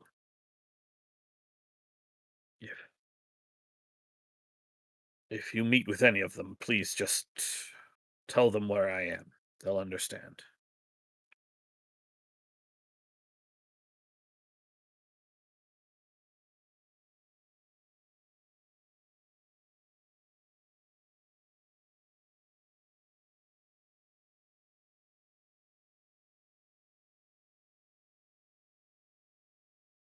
there is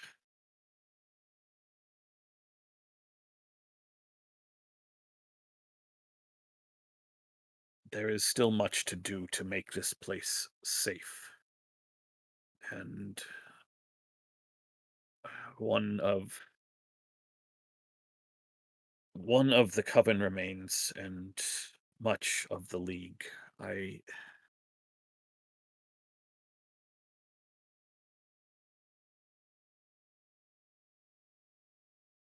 will keep them safe.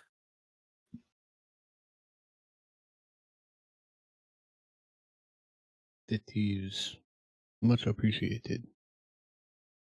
And we will get word to you as soon as we are able that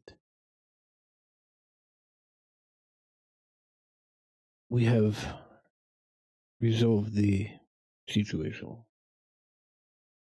But for now, it is a long and trying day.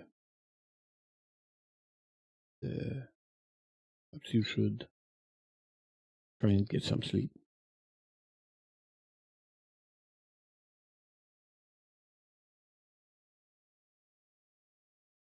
Perhaps.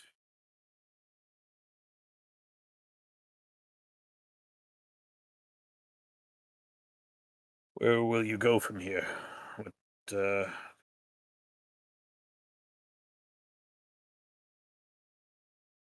I look around to Arlen, and I believe Court is with us. I say, I believe we will figure that out in the morning.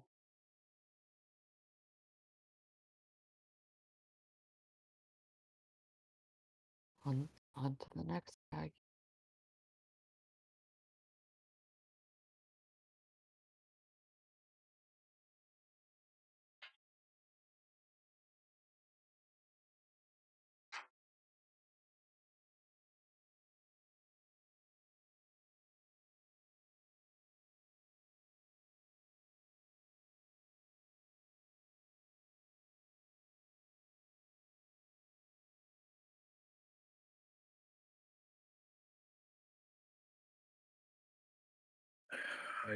I know that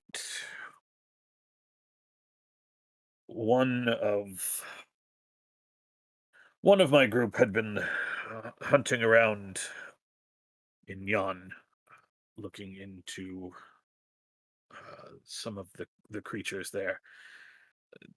Strange place, lots of mountain.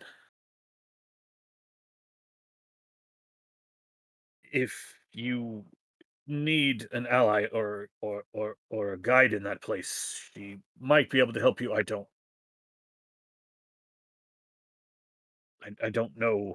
I left long before the others, so I don't know exactly where she'd be or what she's been up to. I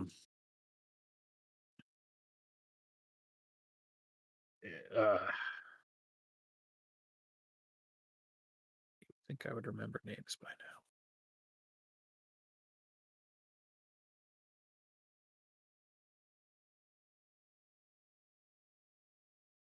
Yeah, I would think I would remember names, but I don't.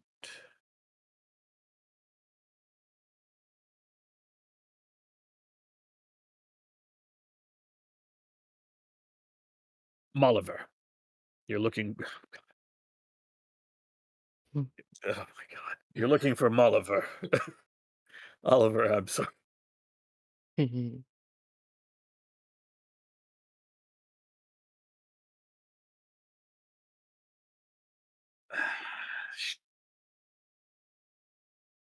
Um, anything else for the crew in Little Oaks hideout? Are you staying there? Are you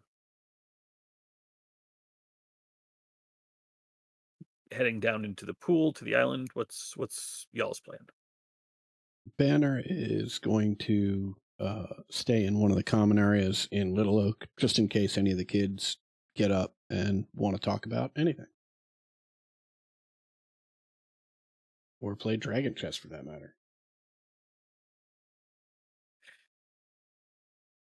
I think Court will go back.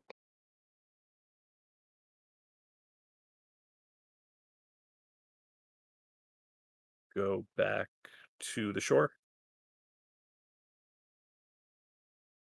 Yeah.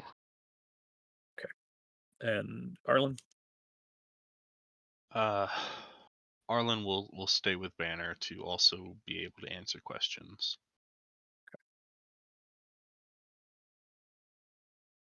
Hemlock, you are still on the shore.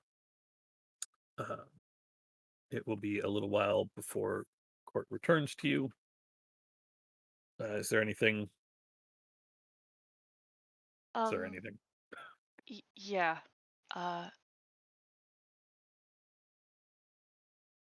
There is a very deliberate preparation of this body for a funeral, but one that is not romanticizing um, the idea, the person, that the people that were lost with this death. Um, there's no flowers or anything. Um, as he's preparing the body, um, he finds the mirror that was gifted uh, to Will. And as he looks into its surface and sees his own eye, there is a deep and hot rage that just causes him to tremble for a while as he tries very hard not to lose his composure and hurl it into the lake and scream. And instead, he uh, places it on the body's chest with hands over the surface of it, of the glass. And then, as he begins the recitation of a poem that tells of loss and exhaustion and rest, um, he burns this body on the beach and does not leave until it is ash.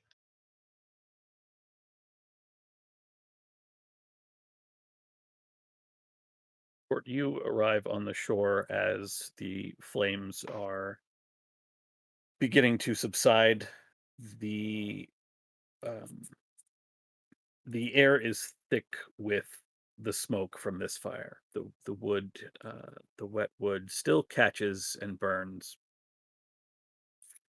and um, as the two of you watch, and as the smoke begins to fade, what is left is a a near perfect visage of Mugen in the ash that seems to have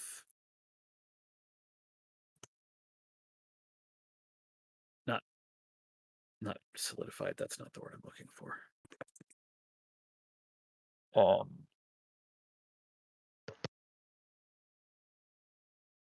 Petrified.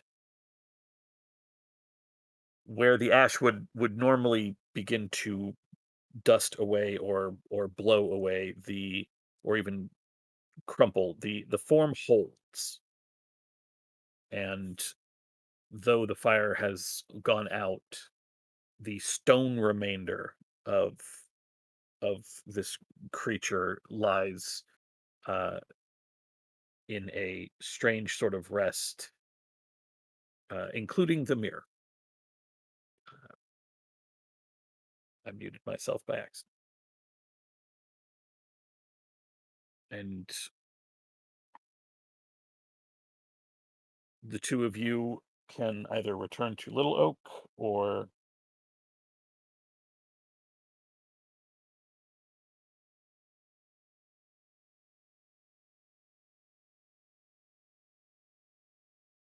am I still muted? I'm still muted. No, we Okay. heard You're you. good.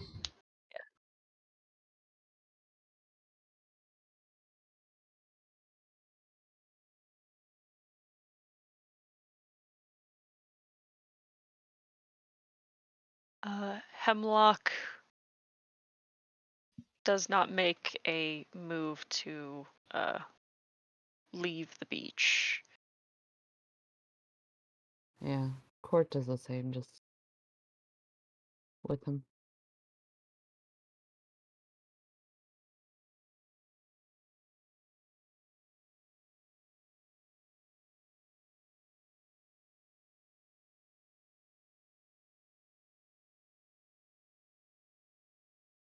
Okay.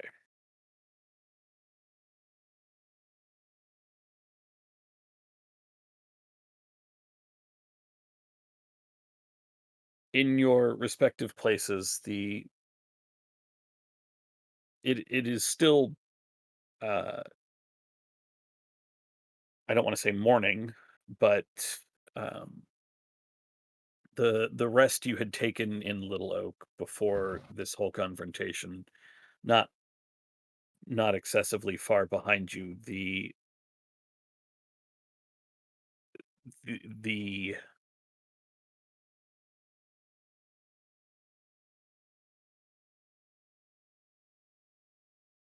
while the sun is not coming up, you still have that sort of feeling of the day passing, which is done fairly quietly.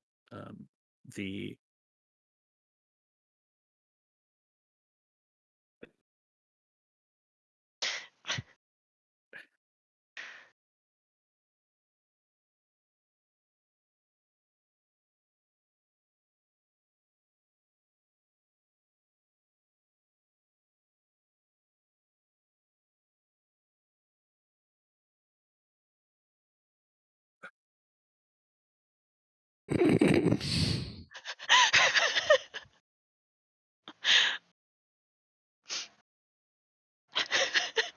Troublemaker.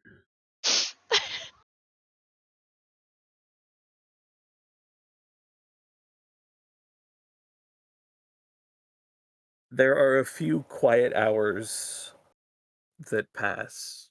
Nothing seems to stir. The children spend most of that time either on their own or in their own little groups. They don't really approach you as they're still not really sure. The enormity of everything is still not quite settled. But eventually, not just eventually, it feels like thither itself begins to stir again. The the sounds of life return, and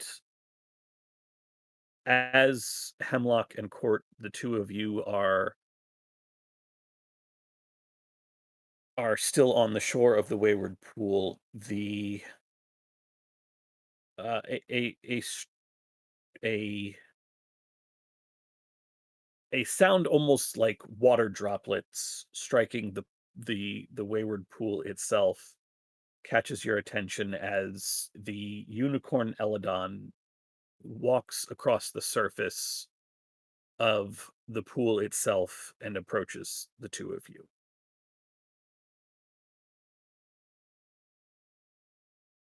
I bow my head and wipe my face. A wave.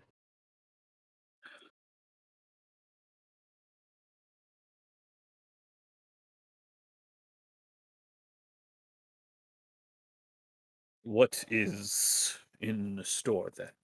You have business, and there is still much that I owe you.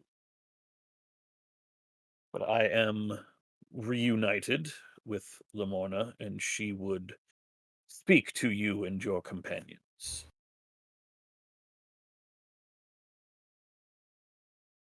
And we shall fetch them. You will find her where you did last time, on the solitary isle. Light the brazier, and she will come. We will come. Thank you.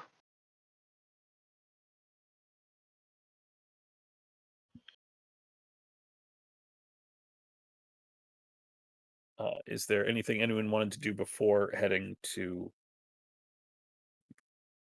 speak with Lamorna? Take our break. Please, dear God, yes.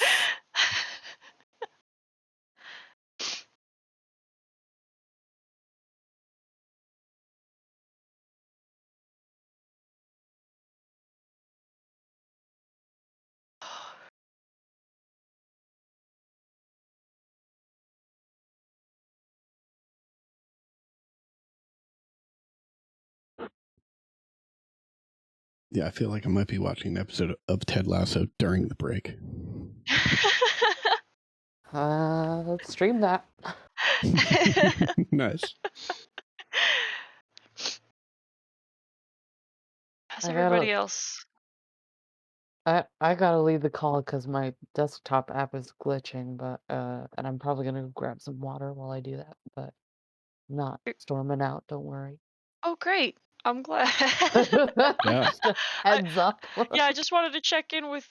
I know everyone's feeling like shit, but like, want to check. Well, I'm actually not feeling like shit. I feel really good. I'm having a very good time.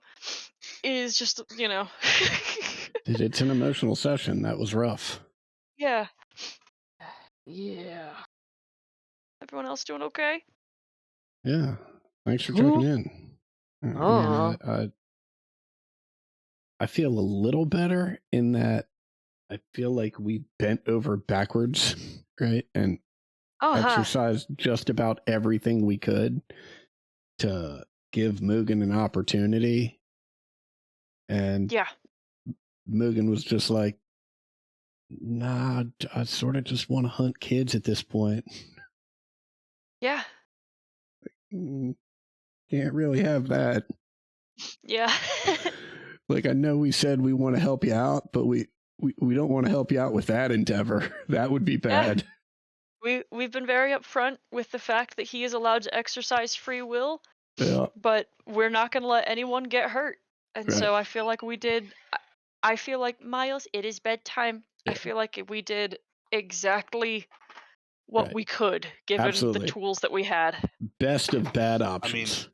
Yeah. Yeah, I mean, letting Mugen go, and just letting him return to being one of the hundreds of Oni that exist would not have been terrible, but I don't know. Whenever he tried, the whole turn into will and manipulate to, I was just like, okay, no, I'm sorry. Tyler's doing okay. I was- Arlen's not doing great, Yeah. but Yeah. I was very happy to have Detect Thoughts on for that, just because even though it was pretty easy to understand the signs, like this guy's just being a dick and messing with Dude. us, having the confirmation of he is willfully fucking with us. Dude, it was was fucking like- critical. Oh my god, yeah, that has made this whole Right.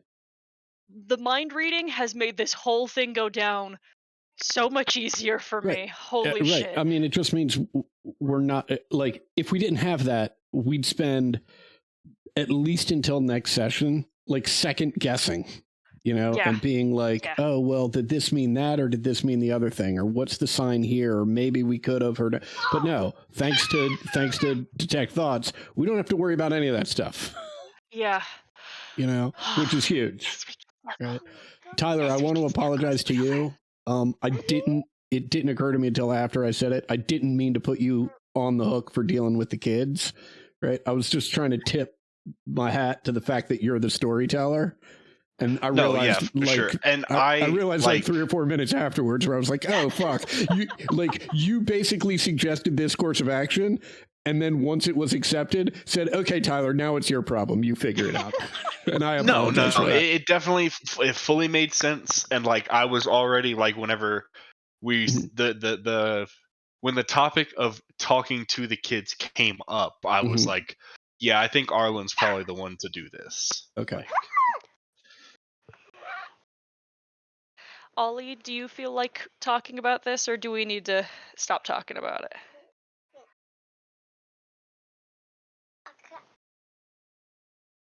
Ollie may be out getting water and whatnot. Oh, that's right. Ha. Oh, I'm sorry. Bless you. Seems perfectly reasonable. I feel very happy with the closure for this. I feel very good. Yeah, me too. I will I mean, say I am definitely glad that this Oni did not accept the offer of joining our gang. That would have been hard to yeah, crazy. I also think that like most of Court's suggestion was you want to go join the carnival, and it's like that Right. would have been awkward to go back to later, but that's definitely a later problem. So I Right. Well, I mean, A, I think it's a later problem, and B, I think there was a real good possibility. Like, even if they were like, oh, yeah, like that sounds like it could work out, and maybe I can find some happiness there where I couldn't, recover some of the happiness that I had in my previous form there. Right. I do think there's a real chance that if and when we ever get back, or when we ever get back to the carnival, right, we'd show up and we'd be like, oh, yeah, where's Mugen? And they'd be like, oh, we had to kill that dude. I am Like- imagining them just like setting up a Light and carnival Witch are game. like Good. A like, carnival game fucking- that's just like, hey, can you outrun this Oni? Can Right. you out hide? Like he's gonna hunt you, and can you not get hunted? Right. And Witch and Light, like 2 days in, would be like, yeah, we got to end this dude. He kills like 3 people, and they're Right. like, okay, this was a bad idea. Right. they like look at the receipt. Oh, Arlen and Court sent him. Why did we accept this? You know, I think this attraction needs to go the way of the chess frogs. Right. God, I miss those frogs. I was doing all right. Maybe You that's had why to the bring up chess fucking frogs is gone. 2 or 3 people died. Look, for chess, that's an acceptable losses.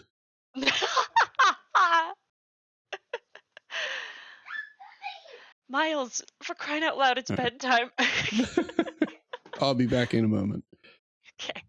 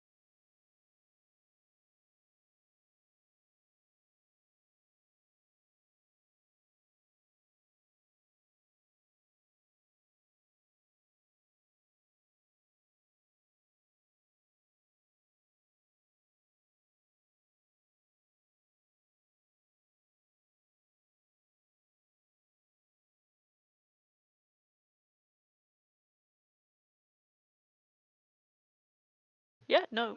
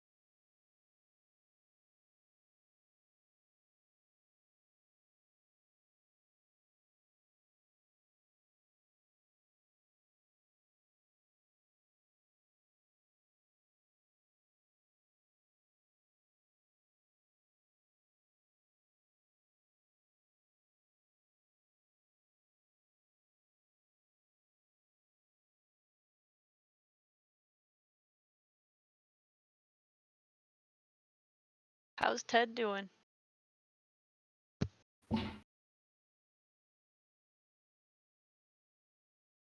If Ted is unmuted.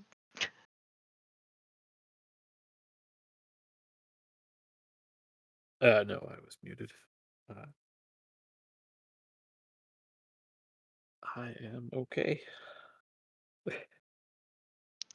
Do we need to call it for tonight? No. I at least want to do this bit first. Okay. That is just a scene I will second guess myself on for a very long time. You have no reason to at all. Yeah, I mean, you crushed it. It was amazing. Mm-hmm. You handled it perfectly. And I mean, we were talking about it while Ollie was getting his water, but at least Adam and I and Tyler, who were all there to confirm, we feel very good about how that wrapped. Like the detect thoughts and everything and the earnestness of what was happening. Like we feel good. Yeah. I mean, I think the fact that it is emotional speaks to the fact that it was both very well run and people are very invested in their characters and, you know, the setting and the way you're running the game, right? This wasn't achieved in any cheap fashion. You didn't pull the rug out from under it. Like, no, like this.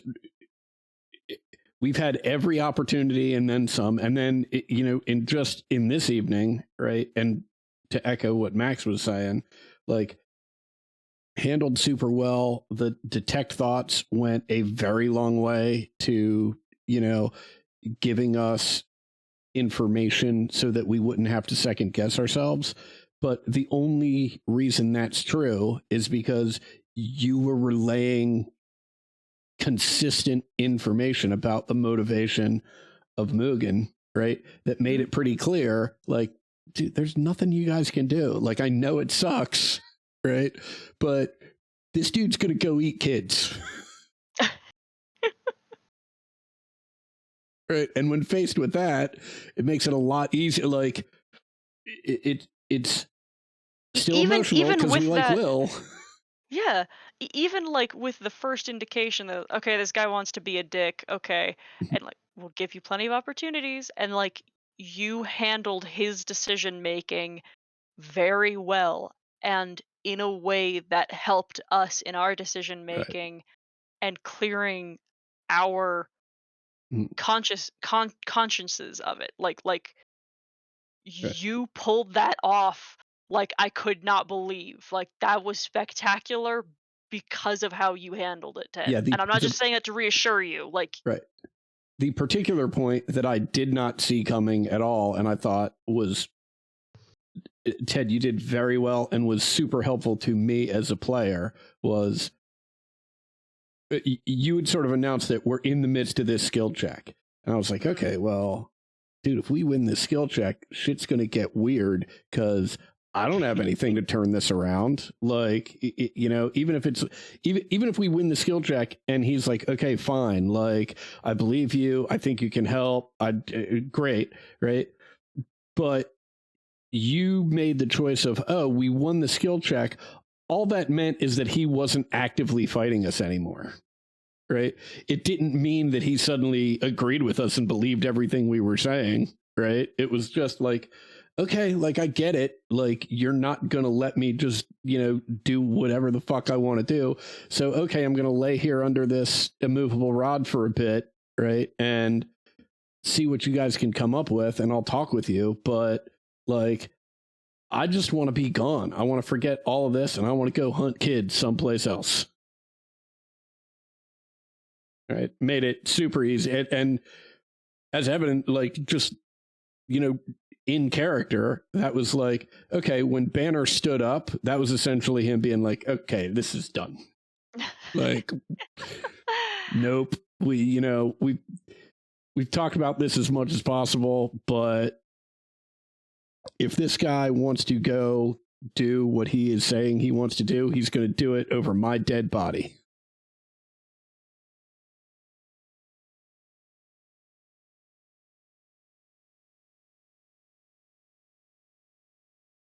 Yeah, so I guess the short version is, you did all right. It was okay, I guess. It was fine. I mean, last week you were upset because of how things ended, but even then we were all stoked.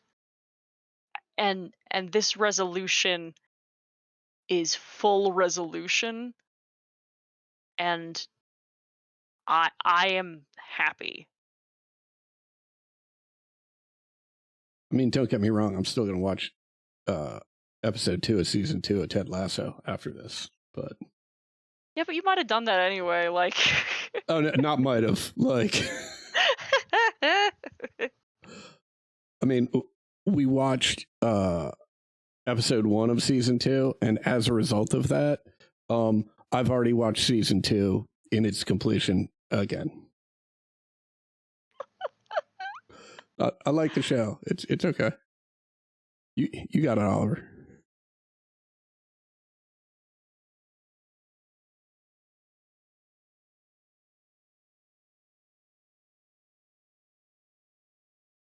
All right. One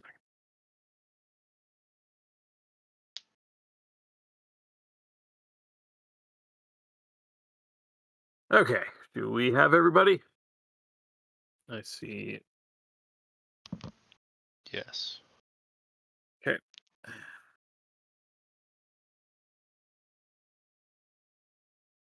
Ollie, you with us? I see you typing. I'm just making sure. Yes, sir.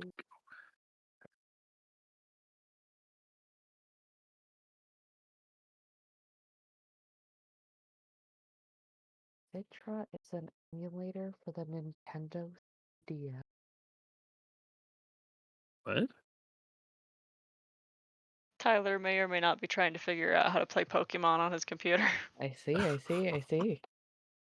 Yeah, I'm fooling around with it. Ever since Pokemon has been brought up, I've been having an itch to play. and I'm resisting the urge to buy a game for the Switch right now. And Oh I'm my like, god. well, which games haven't I played yet? And like, I've not played X and Y or Sun and Moon. And those are 3DS games that I might be able to get like through an emulator. So just kind of working on that in the background. I just like that Discord snitched on you. Yeah, it did. It's fucking lemon.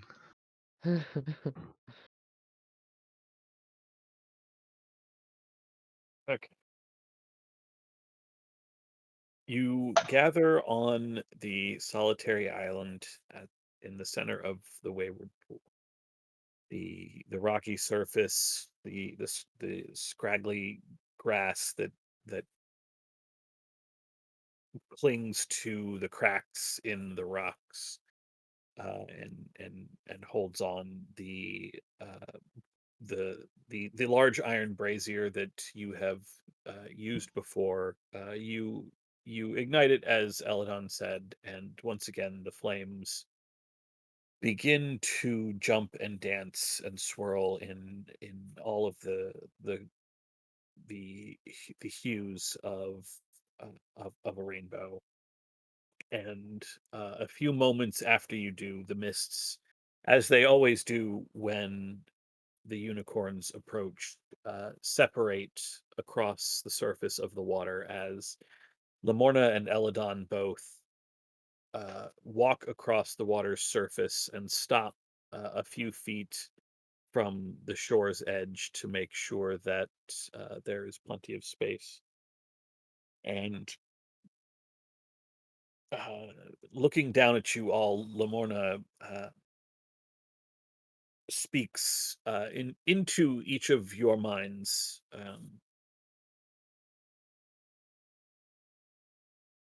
and um, uh, you have returned Eladon to me as you have said you would. The the the the protection of my glade is yours until as long as you should need it, and as as in our bargain, the little ones will remain safe while they stay here. Thank you.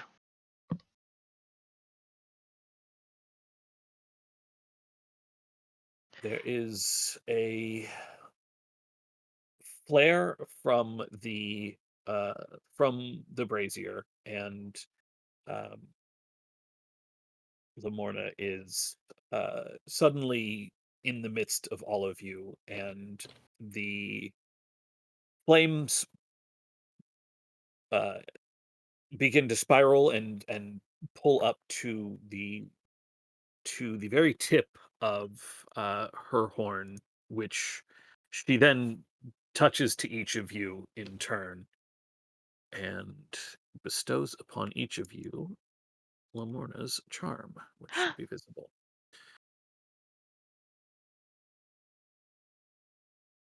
Um, Benefits of a potion of heroism. As an action, a potion of heroism is for an hour. You have 10 temporary hit. Well, um, you get 10 temporary hit points, which last for an hour. And for that same hour, regardless of whether you have any of the temporary hit points left, you are under the effects of the bless spell with no concentration required. Awesome. Holy shit.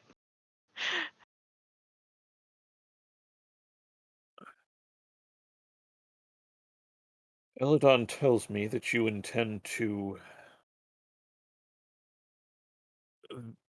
visit upon Endelyn the same fate as her sisters. To do so, you will need to travel to the realm of to the splinter of Yon,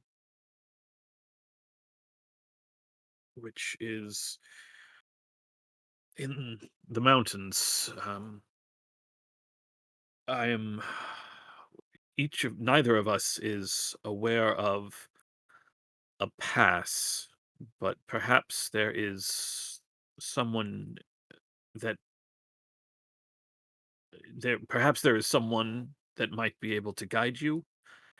We are happy to take you as far as the edge of thither. We cannot leave this realm.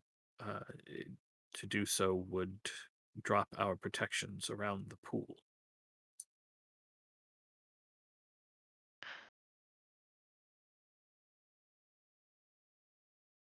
Um,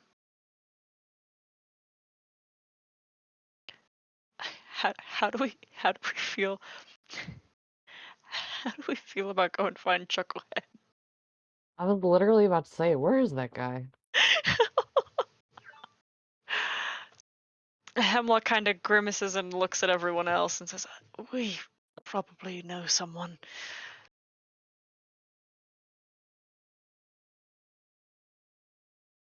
That seems perfectly reasonable. Fantastic. There is one last thing. Perhaps you have.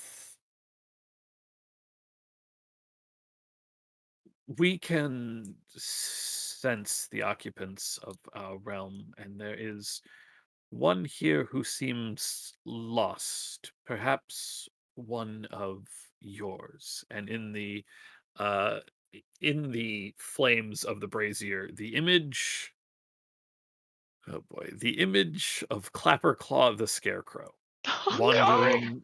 wandering with his with his stag head and his metallic crab claws. Oh, dang it! I was just. Oh, freak. Oh, That's the oops. one. That's the one we need. Oddly enough, the area around him seems to be not Loomlurch itself, but the area that was the area that you have seen full of felled trees, where the all that remains of the great forest of Thither is the stumps of trees and broken branches. Still clasped in one of his little metal claws is the piece of root that you had given him to return to the Dryads. That one was wandering in in our domain. We sent him away, but perhaps Sorry. perhaps you might check in on him. He Yeah, seems yeah. We'll do that. We'll do that. Should I send him a message now? Probably. What would I even say? Wait, what was he doing? The root? Where did that? Delivering it to one of the dryads, or one of the creatures here that was missing it. It's a broken piece of some body or something. Okay, well, let's meet back up with him. And you think if I told him to come to the Wayward Pool, he'd know where to go? That'd probably take him a while. There We could meet is him.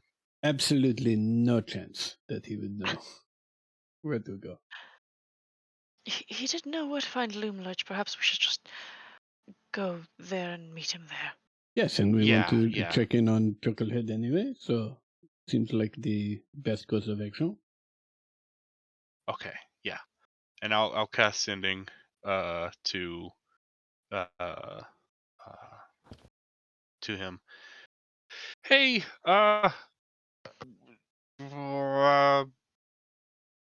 Clapperclaw, yeah. Wait at Loomlurch. We're gonna be there soon. We'll help you find your goal. Don't go anywhere. Yes, and we totally did not forget about you at all. You always at the forefront of our thinking. A good thing he can't hear Banner through that I was message. gonna say, Yes, very good thing. unable to hear Banner's portion. The response that comes in is just, "Oh, okay. I found the Dryads, but this didn't belong to them. They sent me back to Loomlurch. I think I got this down. I'll wait for you in the market, I guess. I'll spin another slot. Yeah, that sounds great. Okay, we'll talk more whenever we get there. Hang tight. Thank you. Yeah, no problem. Yes, love you. Eladon, uh the unicorn, still standing out over the water, the mist sort of beginning to pool around his feet and thicken. I still owe you all much. If you have need of me, the if you have need of me, you have only to speak my name. Speak my name, and I will hasten to your side to assist you. You have given me my life back, and as such, what power I have until such a debt is paid is at your call, provided, of course, that the actions are just. I don't know what awaits you in yon, but I am sure, given everything you have done here and thither, that whatever it is, you are more than a match for.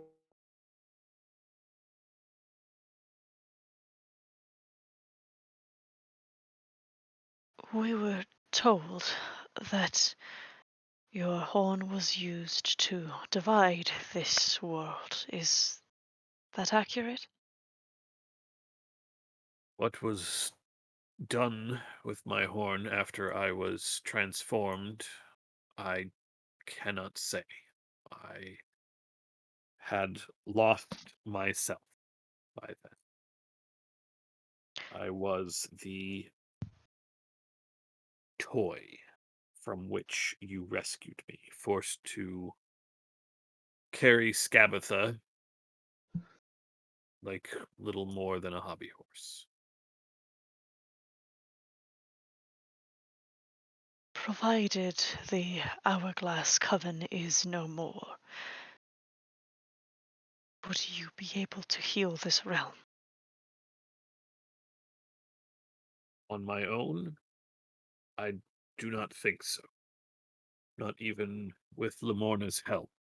The power of the Coven was significant, amplified by some thing, some focus, of which I am. I do not know what it is, only that even still I can sense its pull from the palace.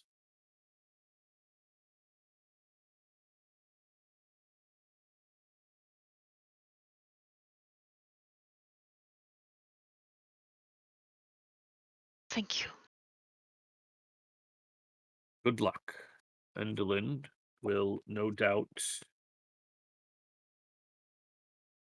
be waiting your arrival, but you have already proven yourselves more than a match for her sisters. I am sure she will be. Uh, I'm sure she will be no greater a threat to you.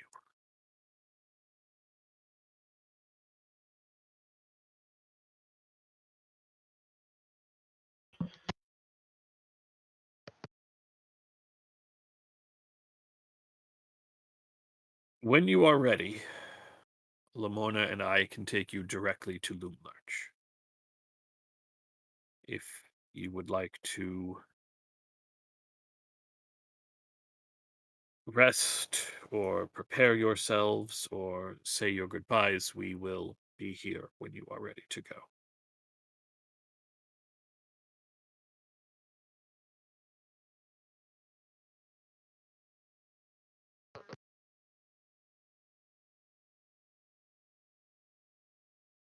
I do not think I could rest well, but perhaps we should collect ourselves before traveling.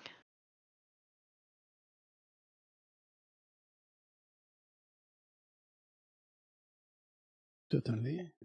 Uh, for one, would like to say my final goodbyes to the Getaway Gang.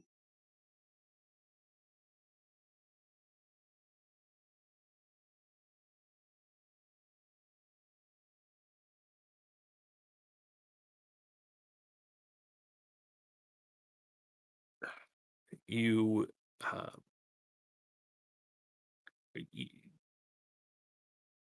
you are able to get back to Little Oak using the lily pad, or um, actually the two unicorns can teleport all of you there, since there's two of them now. Um, when you appear in the large common slash living room, there is a gasp of surprise from both Elkhorn and many of the children at the sight of the unicorns, who waste no time then immediately leaving. With a blink, they once again dematerialize. They teleport away, and presumably back to the solitary island. Um, the, the children are spread all over the treehouse. Many of them are stuffing their mouth full of breakfast. Well, I guess at this point, lunch, um, fruits, and all kinds of stuff that they have uh, um, either had hanging in baskets or um, found on within Little Oak's branches. Elkhorn is seated at at, at the end of the table. He's seated on the ground, but stands and comes over to you all as you appear. It says, "You got a plan, then?" This dude's voices anymore. It's changed every time he says a freaking sentence. We are to travel to Yon and continue.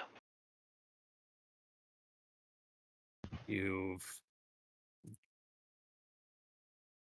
got a dangerous road ahead of you. There's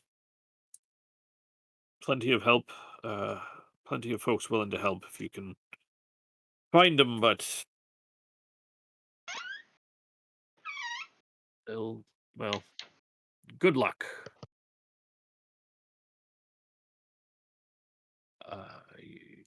I hope Jan has everything to help you.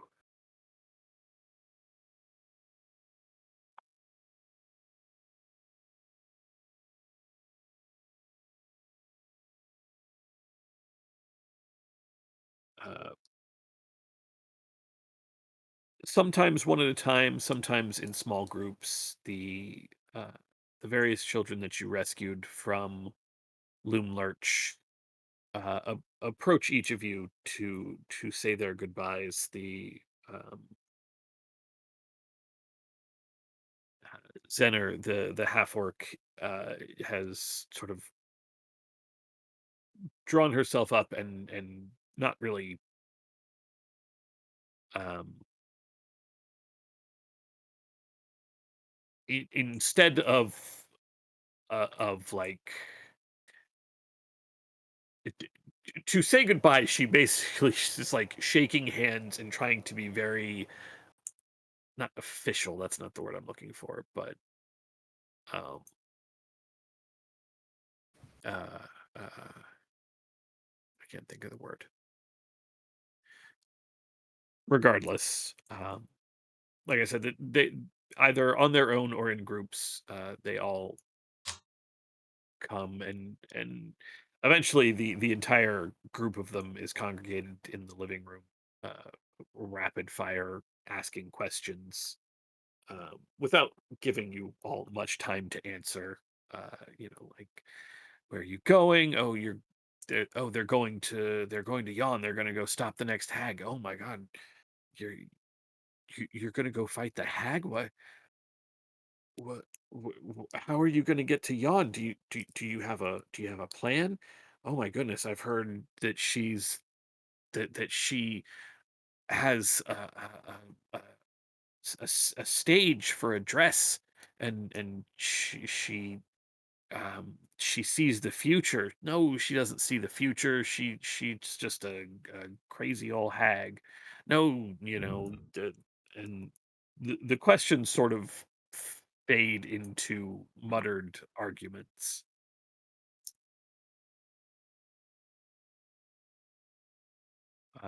before they all sort of Sloan, the other, the one of the dwarven boys, pounds on the table, and uh, everybody quiets down. Says, "Trying to talk," and then they all turn to look at you expectantly.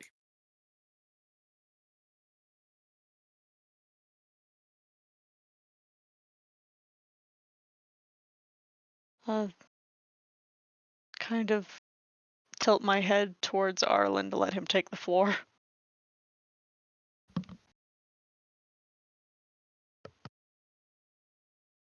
Um.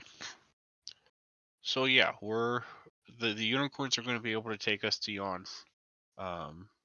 I If it's okay with y'all, I wouldn't mind checking in on y'all down the road. If you ever hear a voice in your head that sounds like mine, that's me. Um,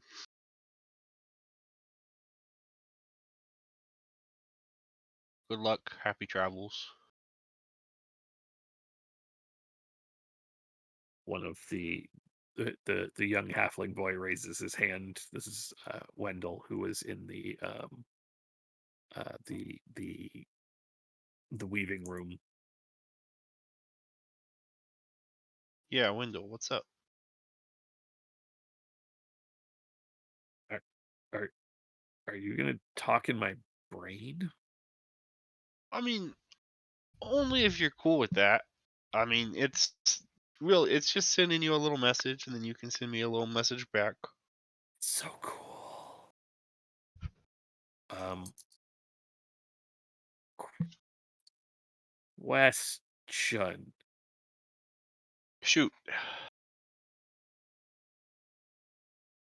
When do we get to go home?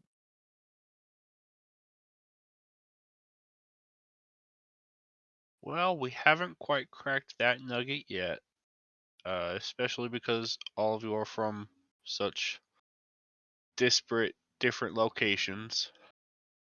Uh, but it might be possible that once we have finished our work and reunited the places, all the shards, that maybe uh, the princess, queen lady, or whatever will be able to help. Uh, Perhaps. He'll sort of bend down and whisper into one of Arlen's ears. We could investigate the mirror at the carnival.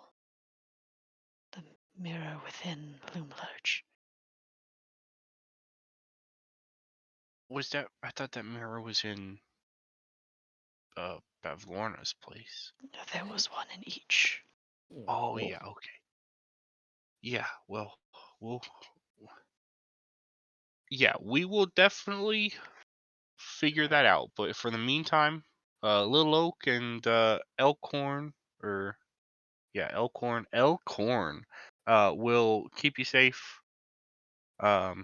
We will get you home. I can't give you a time yet, but we will. Yes, I have the utmost faith in my companions to figure out how it is that we will get you home. And I will, of course, do my best to assist them in this endeavor, although they are much smarter than I, so I am sure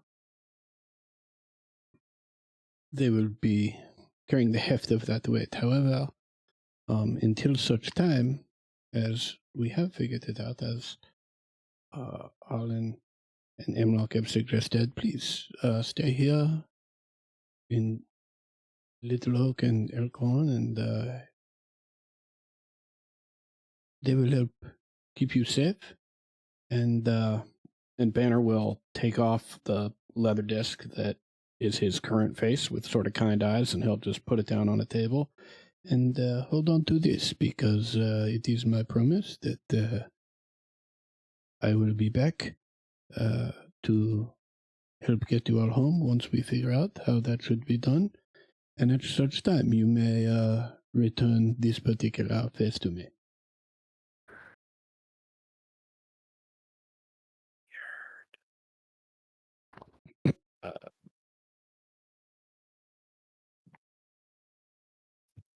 Sloane, the dwarven boy, holds up Star, the young displacer beast kitten.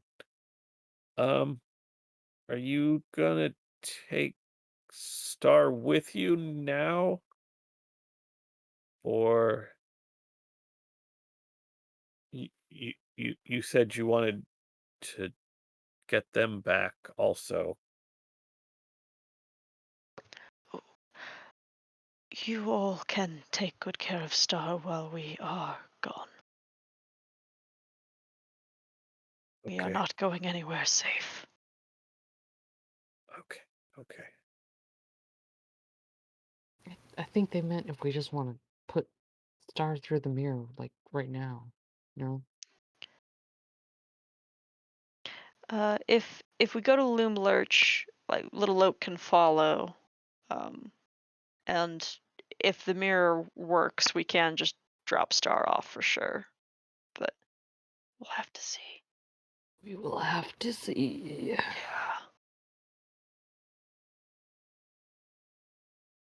There is suddenly a far stranger voice, not one of the children. You recognize the voice of the animated oil can that they carried with them from Loom Lurch. That just, hey, if you're going to Loom Lurch, I need oil, and those boggles are there. Think you could help me out? If not, but I mean, come on.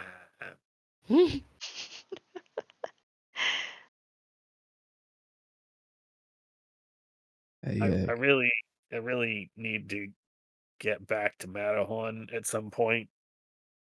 So, you know, What? the Matterhorn, Who? Matterhorn. Oh, right, you're not local. Nope. It's a big what's the word? Auditorium. Yeah. There's I mean, I'm an oil can. I keep machines going. I just need you to carry me. Well, I mean, I don't even need you. I need you to just help me get some oil. I can take care of it from there. Well, is this Matterhorn? Matterhorn,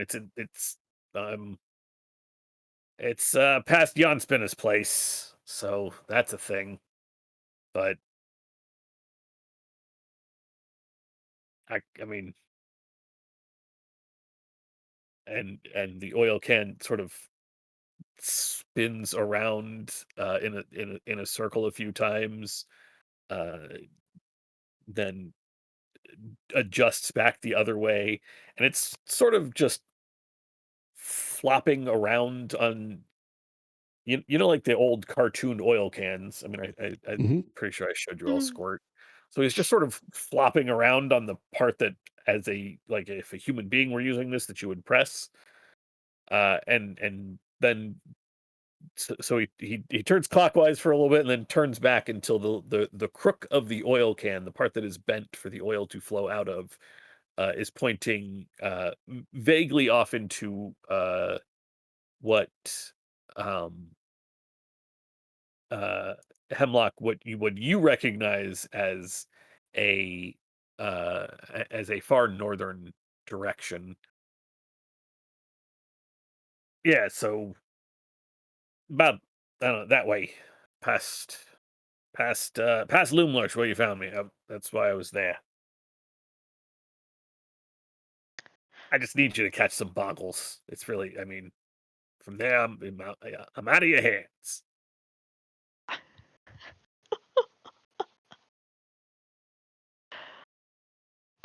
I just kind of look at everybody else stunned, like, Out of my Do we- what? Hands. Ah, those I have. I thought you said yes. Well, we are going to Loomnet, and if we should happen across some Bulgarians, I don't see any reason why we could not return some to you. Fantastic. No guarantees, because now that I think about it, if it turns out that the mill is not a way to return these children home, will we even be returning directly to Little?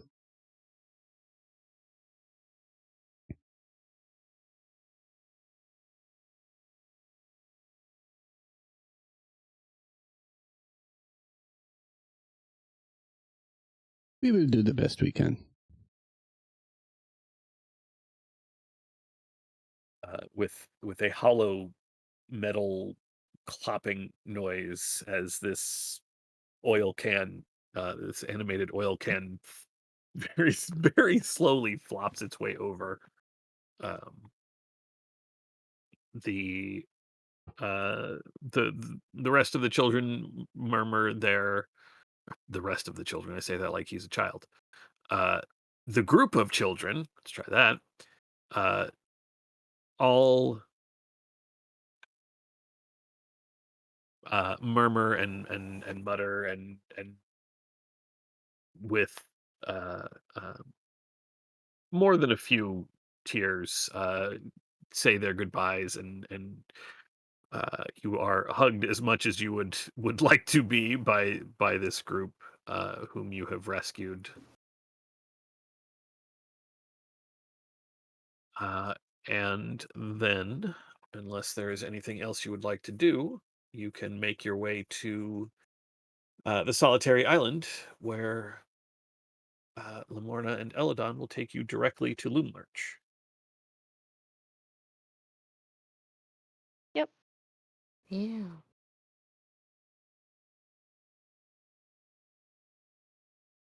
Your arrival in Loomlurch is rather uh,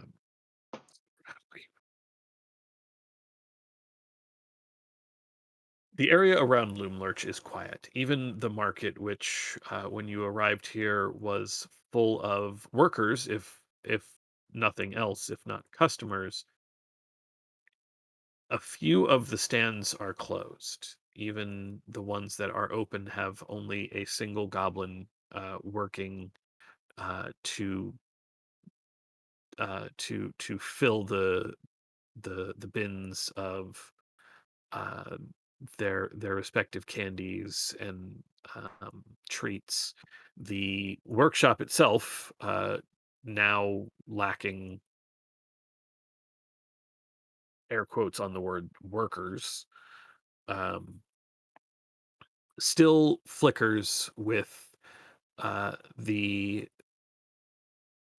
light from inside, providing pretty much the only illumination here in Loomlurch, as other than the sky, which while the last time you were here certainly didn't um, quite reach uh, to the ground like it does in most of the rest of Prismeer, that has begun to lighten. The perpetual darkness that hung over Loomlurch has lifted. Your escorts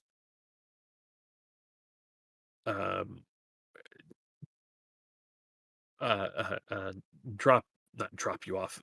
You appear, I should say, at the same edge of the root bridges where you came upon Loomlurch the last time.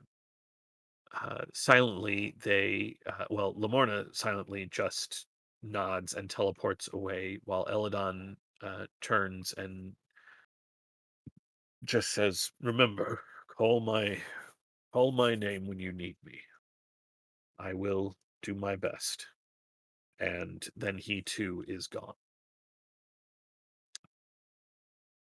The silence of the market compared to your first trip there is a little jarring, and most of the occupants of the market do their best to avoid your gaze.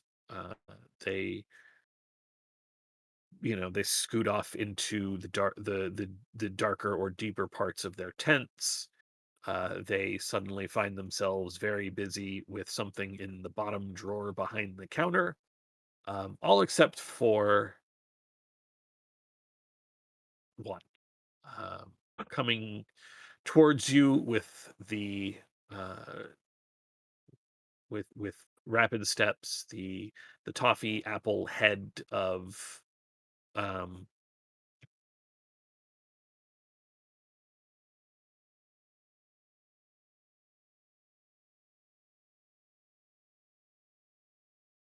I can't even remember his name anymore. Jesus criminy. It's okay. I can't either right now. What the fuck? Chucklehead. Chucklehead. Yeah, Chocolate. the toffee apple head of Chucklehead the goblin, with his truly worrisome.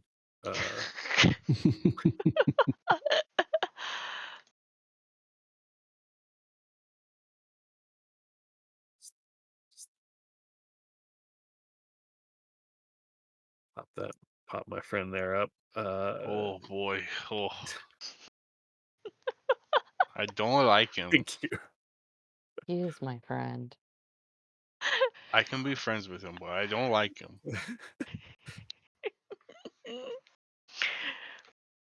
Uh, Whereas everyone else is doing their best to sort of avoid you, Chucklehead, with his arms out wide, comes hurrying up. You're back! You're back! What? Is everything okay? Mishka's fine. Kids are fine. Everything's safe still. We don't have to. Everything's good. Yeah, I'm asking him, Paulie. Just give me a second. What? What's Mm-hmm. going on? Everything's good. Yep. Yes. Okay. Hey, your friend is waiting inside. Uh, and he makes a crab claw motion with his hands. Little pinchy guy. Yes. Clapperclaw. Chucklehead, you wouldn't happen to know if the mirror in Scabatha's Scabatha's study, it we believe that the magic often worked so much that people could only be brought into Prismeer if they volunteered to come. I don't know if that was more about them selling themselves to hags incidentally, or if that mirror only travels one way. Do you happen to know? Um, I mean, Mishka said that she came through the mirror, so it's got to lead in. I don't see why it wouldn't lead out. I mean that weird little thing with the pig mask. Like it's got to be able to get out of here, right? It's the one that brought Mishka here. She traveled in and out, yes. Hmm, Thank you. I mean, I don't know how exactly, but Well, I know exactly how we can test it without putting anyone in harm's way.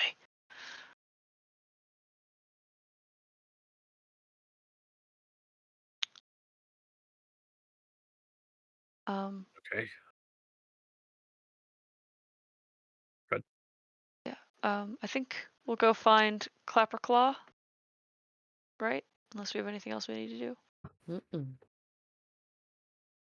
You hunt around Loom Lurch, and despite Chucklehead's statement that he was inside, you actually find him out in the gardens, near one of the large um, compost mounds. You find him holding out the piece of root to what looks like a giant pile of vines and roots, similar to what you saw when the dryads who had lost their trees had fully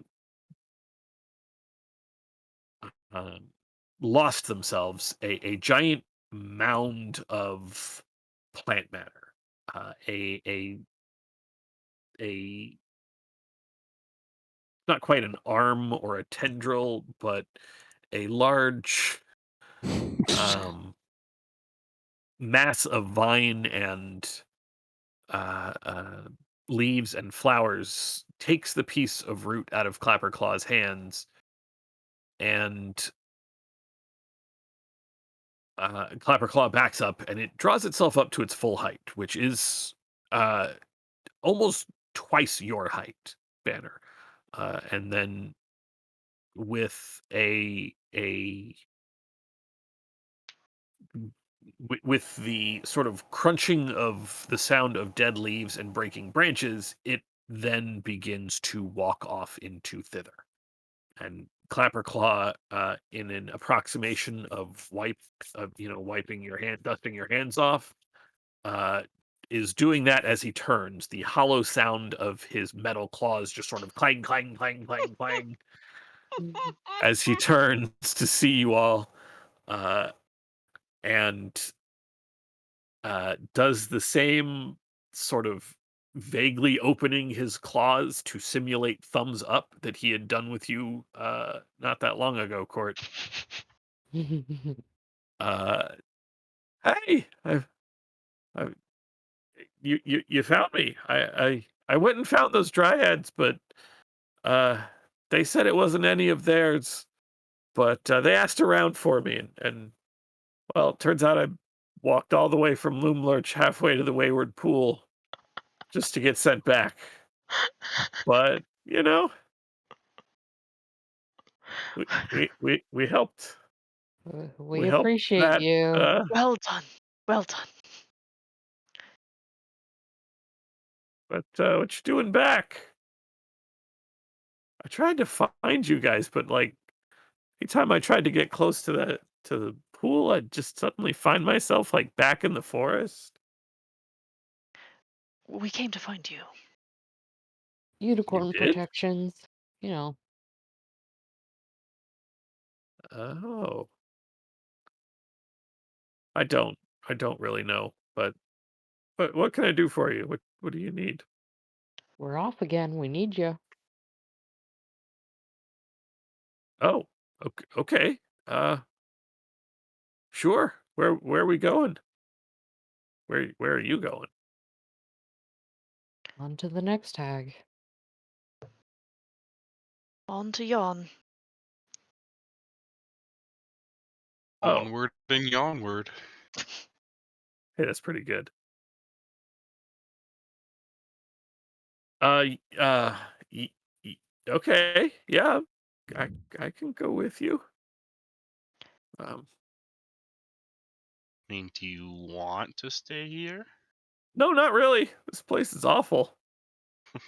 Not really good memories, made by a hag here. Not great. Yep. All right. Well, do we want to figure out where this piece of wood goes? Since it's not the Dryads? Is But it no, just a piece of wood? the one I just gave to the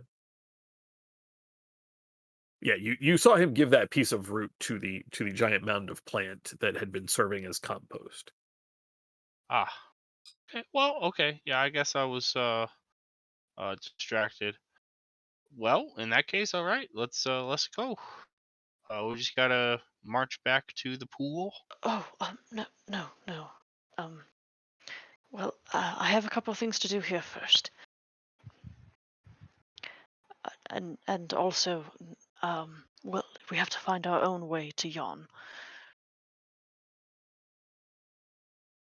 But we want you with us, Clapperclaw. Okay, happy to help. And we're happy to have you. Alternatively, if you'd like, we have this oil can that wishes to be refilled and then brought to the Matterhorn. Motherhorn?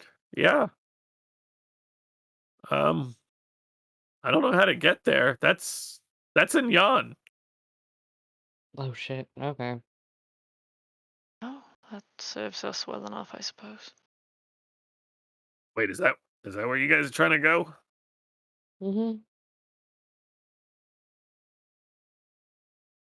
That's Squirt the oil can, by the way, Right. not Chucklehead. I know I'm using the voice for them both, so We can tell the difference. Yeah. okay. Yes. Yeah, I mean,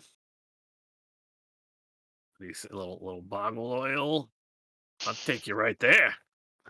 Well, I mean, I can't take you. I'm not gonna teleport you but I mean, you know, I got myself here. It's just real slow. So you know the way to travel between the two realms?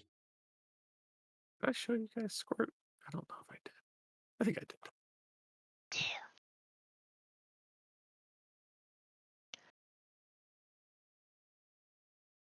Yeah. Like I said, you just go through old yarn spinners. Oh, Yeah, that thing.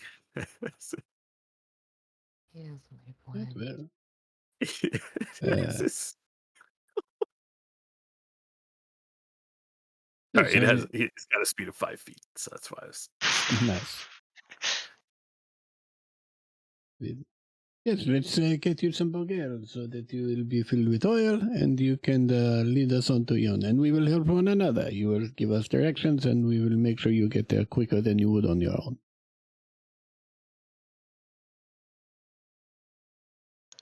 Want me to carry him? I can do that. I'll carry him. That way you guys don't have to. Very good. That's excellent. Sounds good. I'm not even going to bother the combat for catching a boggle. You do know that there are several in the workshop. These were the uh, tiny little fey creatures that were trying to scare you all with the turning doll heads and moving things and um generally doing horrible like horror movie stuff, but they are easy enough to catch. Yeah, they are easy enough to catch and convince to part with some of the this is the oil that they produce from their pores. It's really gross to harvest, but it only takes a couple of boggles to fill up Squirt's oil reservoir with slippery boggle oil.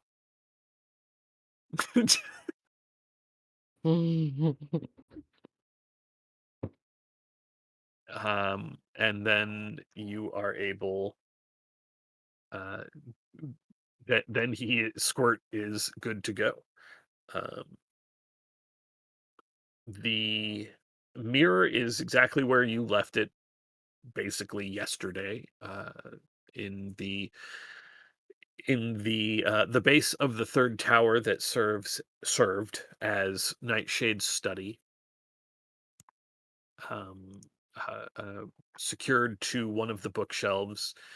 Um, the the what should be in a reflection for all of you is instead a window into the the Hall of Illusions within the Witchlight Carnival. Uh, before we go into the study, I'm sorry. Mhm. Uh, I'm gonna march through the gardens again, through where Arlen and I were digging up mushrooms, and dig up some bones and start stowing some bones. And then I'll come back into the study. Okay. Uh, the the skeletons that have been planted in the gardens are certainly shallow enough to to dig out easily. Yeah, I'll be something later. Not a lot. Yeah, I just need some bones, and then I'll go back into the study. And pull out my little familiar, um, my bat who is cold to the touch. And while he kind of squeaks at me and I whisper to him for a moment, and then I'm going to try to send him through the mirror. Um, you he approaches the mirror and just sort of, I don't want to say, donks into it like a bird into a window or anything. He's not going that fast.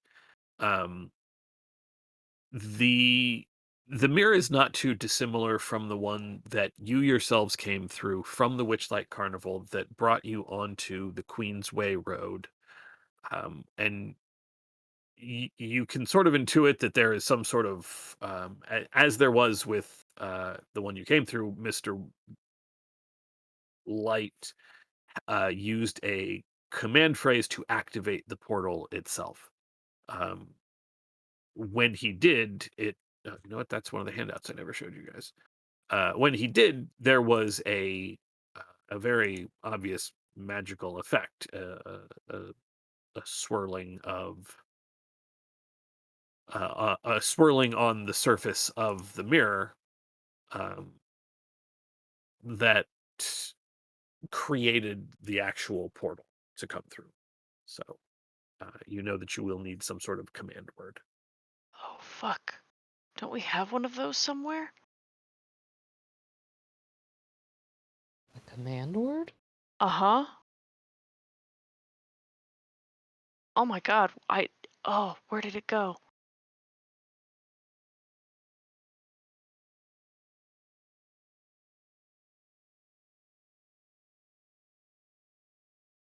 The note, um, within. I had it written down, but I might have scratched it off at some point. Um, the note that was in the teapot, I think, or a jar that was shaped like It'll spew. spittle spew. That was it. That was exactly right. Spittlespew was the word for the cauldron that was in Yeah, Downfall to yeah. stop it from running away when you tried to open it up. Um, Worth a shot. yeah. I'll just say spittle spew and see if that happens to turn this mirror on. It does not. Okay.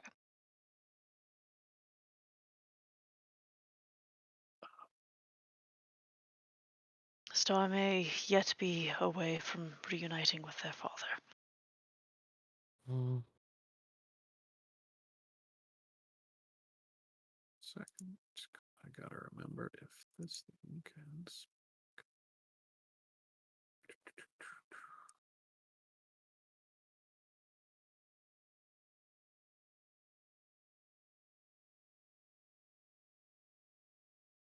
So that'll be in here.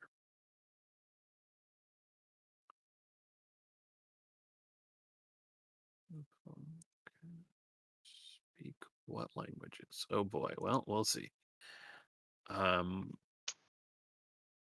fucking skull. I want to look at the fucking skull.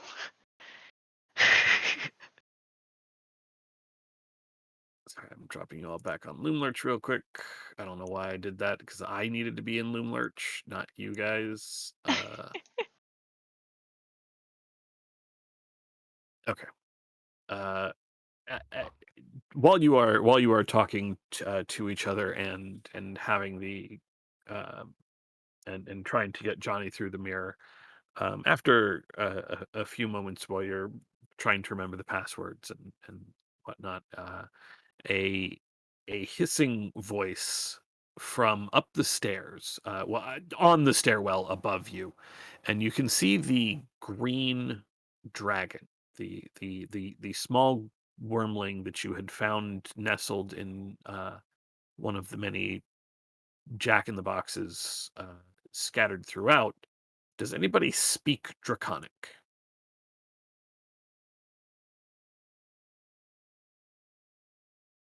Where am I trying to? I'm trying to go back to the other map. There we go. More importantly, does anyone read it?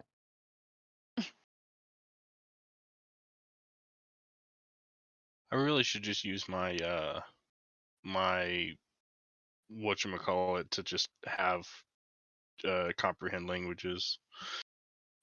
But I do not have it now. I do have detect thoughts, which will allow for telepathic communication. Which I think I'll. Do we see the dragon, right? Yes, you can see him on the stairs leading to what you know is the bedroom upstairs. Okay. I'll just cast detect thoughts and ask them. Are you all right? Why are you back in my mother's study? We're looking for a way out.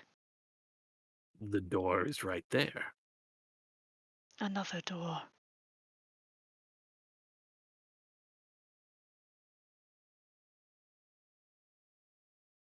You want to use the mirror. That is why your snack is flying into the mirror. Yes.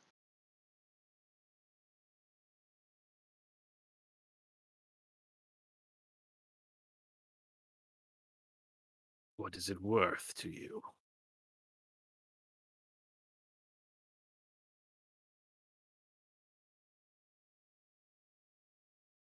We have a lot of eggs.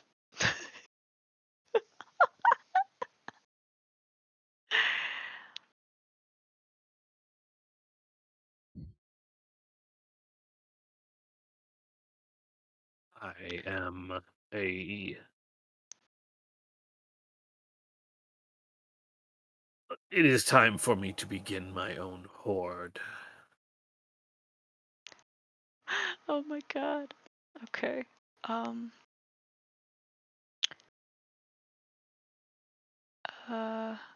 I produce the bone-tipped quill and the vial of crimson ink.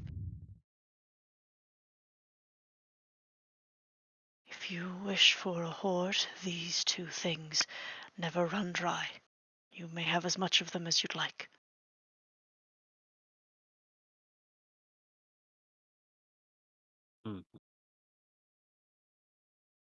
Those are a good start, but they were my mother's things. Well, there are things right now, so Banner goes rifling through his crate, and when he emerges, on his left hand, he has a puppet of a little wizard. And starts making motions with it, and there is a static image of a small dragon that appears about 15 feet in front of him. I offer out some gold and pin cushions. Very unique magic item. Difficult to find another. The thing that his eyes snap to almost immediately is the pincushion that was crafted to look like Scabatha, with the sort of wrinkly limbs and the key sticking out of one side. Uh, he looks at you, Court, and nods, and with sort of a flick of his tongue, just sort of indicates to leave them in a pile along, and then to you, Hemlock, since you are speaking telepathically, says, "And the gold." I'll tell everyone to just make a pile of these things, and including the gold.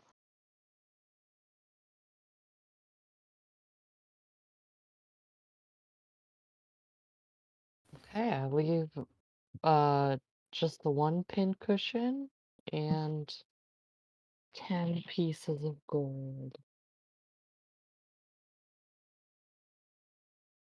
I am fresh out of gold. Well, not fresh. I don't have any gold.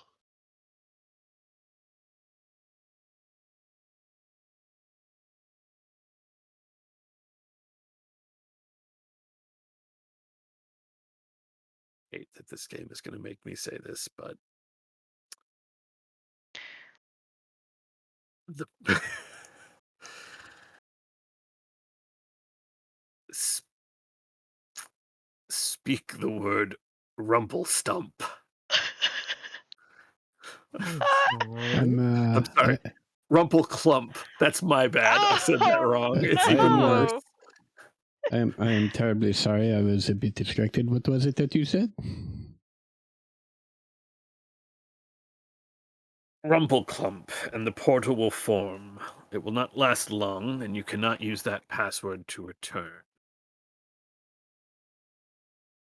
What's fun is that isn't this dragon talking telepathically to Hemlock? Oh, that's a good Yes. point. Right. Yes. I'm sorry, Hemlock. Did you say Rumpelclump? Tragically, yes. You must ask again. There is no way this could possibly be a No, password. the It's, other it's one- preposterous. Well, there was Spittle Spew, and they named themselves things like Scabatha. I think it Ample, is quite on par, actually. ample clump. However, Truly. My grandmother gave her that name. yeah,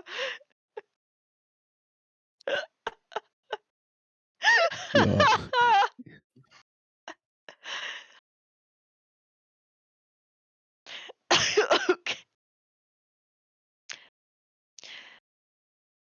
We wish you a fortunate hoard and long life.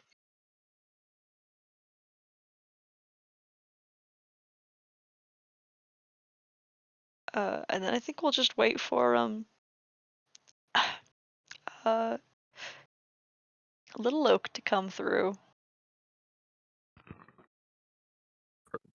Provided that he is messaged, since they are staying in the safety of the Wayward Pool. You will a few hours go by, and you hear the thump thump thump of Little Oak's approach.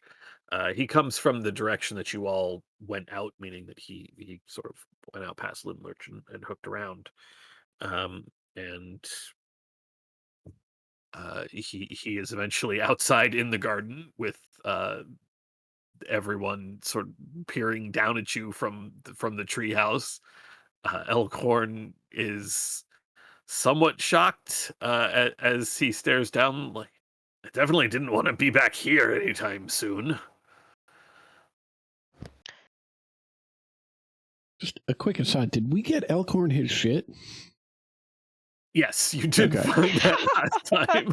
Okay, good. Yes.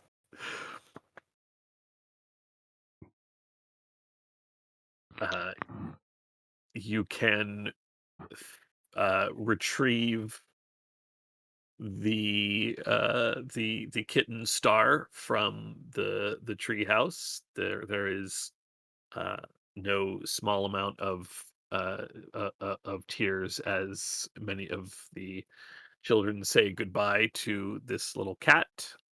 Um,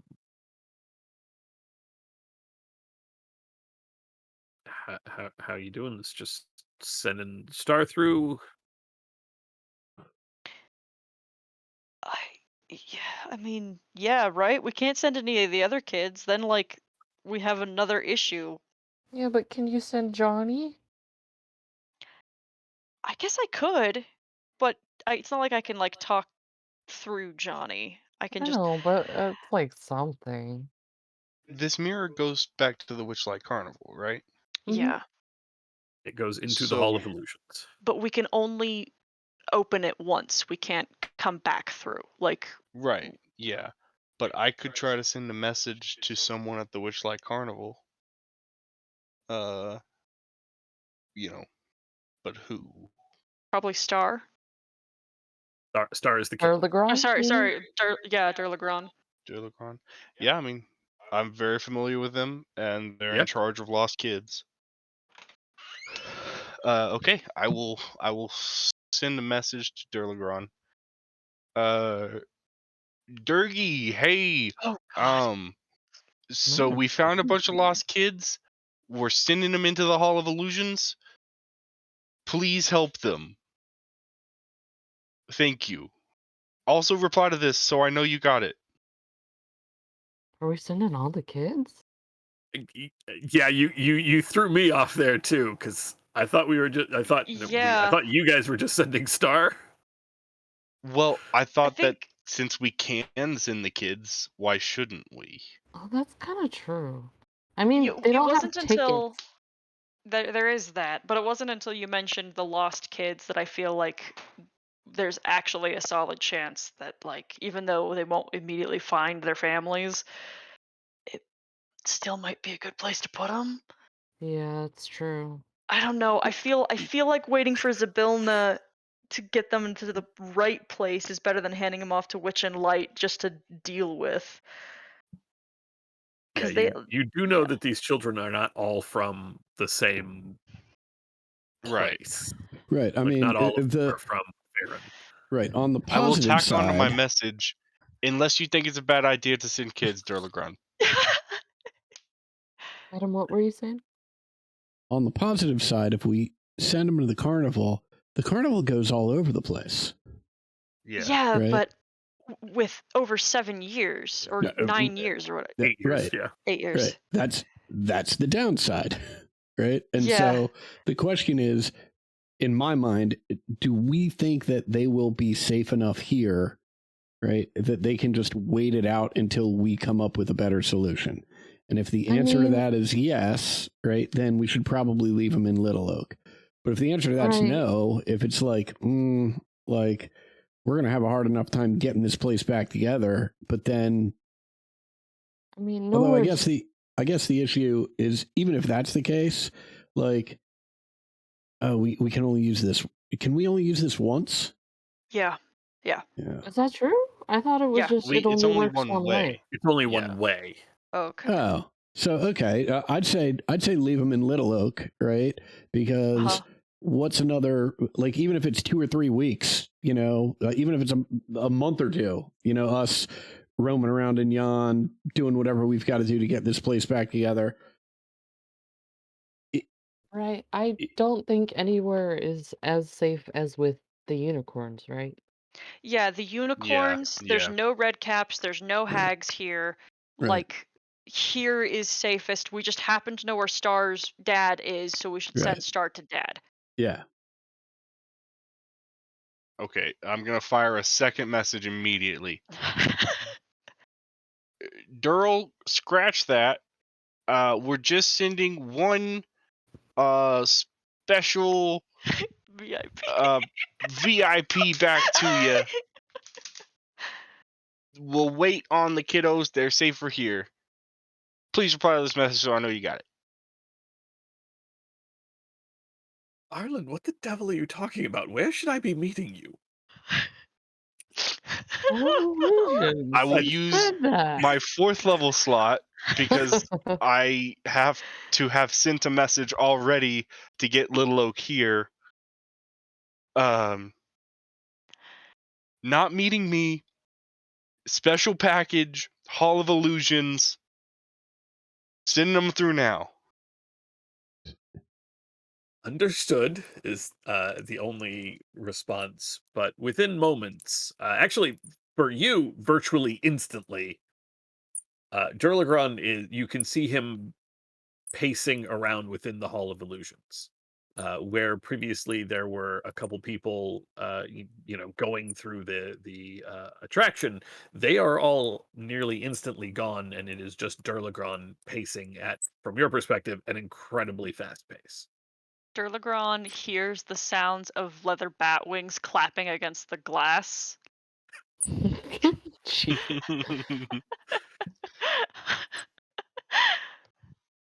Okay, wait. What was the command word? Rumpleclump.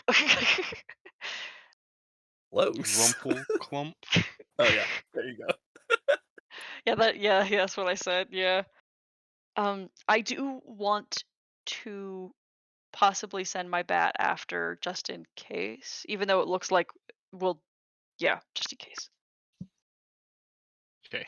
Arlen walks up to the mirror and very confidently declares, "Pumple stump." It didn't work. It's because you did not get the passphrase right. It is fluff and flump. Okay. Cord, do you want to take a No. crack at it? It's definitely Rimpledink. Yes. They got this correct. They are Impledink. Impledink. It is the only reason Grunkle it is not working because of my accent. Rimpledonk. It's a racist meal. I'll kneel down next to Star and just whisper to them that it has been good to know them and that we'll see them soon. And then I'll walk them to the mirror and say, Rumpleclump, with my wand in hand, and hopefully that does it. Sure enough, as the mirror that you yourselves came through did, the surface of the mirror begins to swirl like water going down a drain. The image of the Hall of Illusions vanishes, and soon there is simply uh, the blue translucent portal with a darkened center through which you can see nothing. The the portal stabilizes and stands there, or not stands there, but rests there, swirling in front of you. You push Star, and you are or are not sending Johnny. I will. Yeah. Okay. You push the two of them through the portal, which they pass through with no issue, and like going under the surface of water, and a moment later the surface of the mirror returns to its normal state, and you can see into the Hall of Illusions once more. And Durlagron is there with the large monarch butterfly wings attached to his tentacles. He is resting on his back with Star held in his paws ahead of him, above him. and uh, Johnny is fluttering nearby, back and forth in the sort of erratic flight that bats do. Durlagron, uh, despite being a displacer beast, you can very, very visibly see the wetness in his cheeks and his eyes as he holds Star in the suction cups on the end of his tentacles, and pulls him in and hugs him tight and then holds him back out. And after a few moments of this, he simply looks into the mirror through which the two of them came, and says something. The words don't come through. There's no sound, but the sentiment is quite obvious. Thank you.